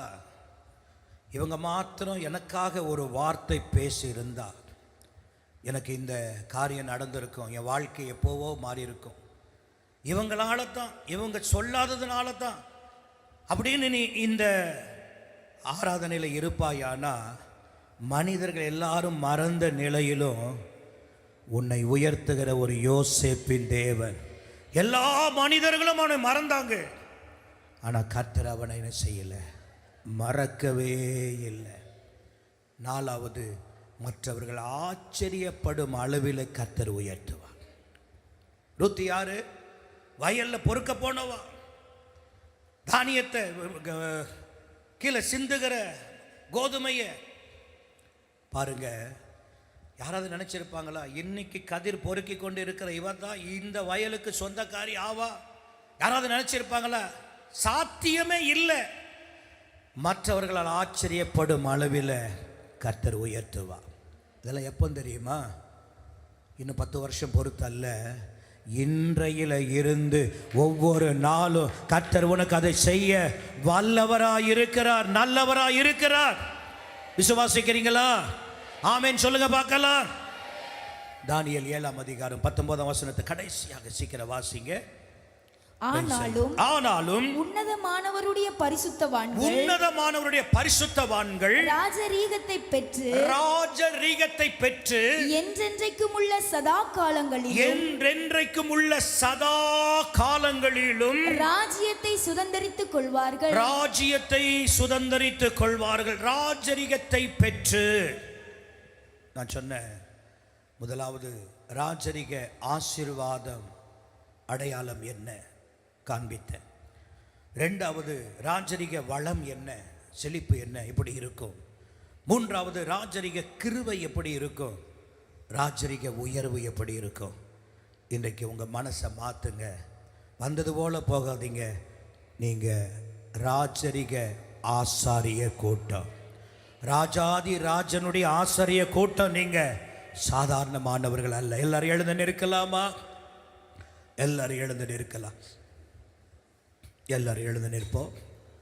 Price the lord. ஹல்லேலூயா. ஒரு நிமிஷம் அப்படியே கையை வைத்துங்க. ஒரு நிமிஷம் எல்லாம் கையை வைத்துங்க. சீக்கிரம் எழும்புங்க, சீக்கிரம் நில்லுங்க.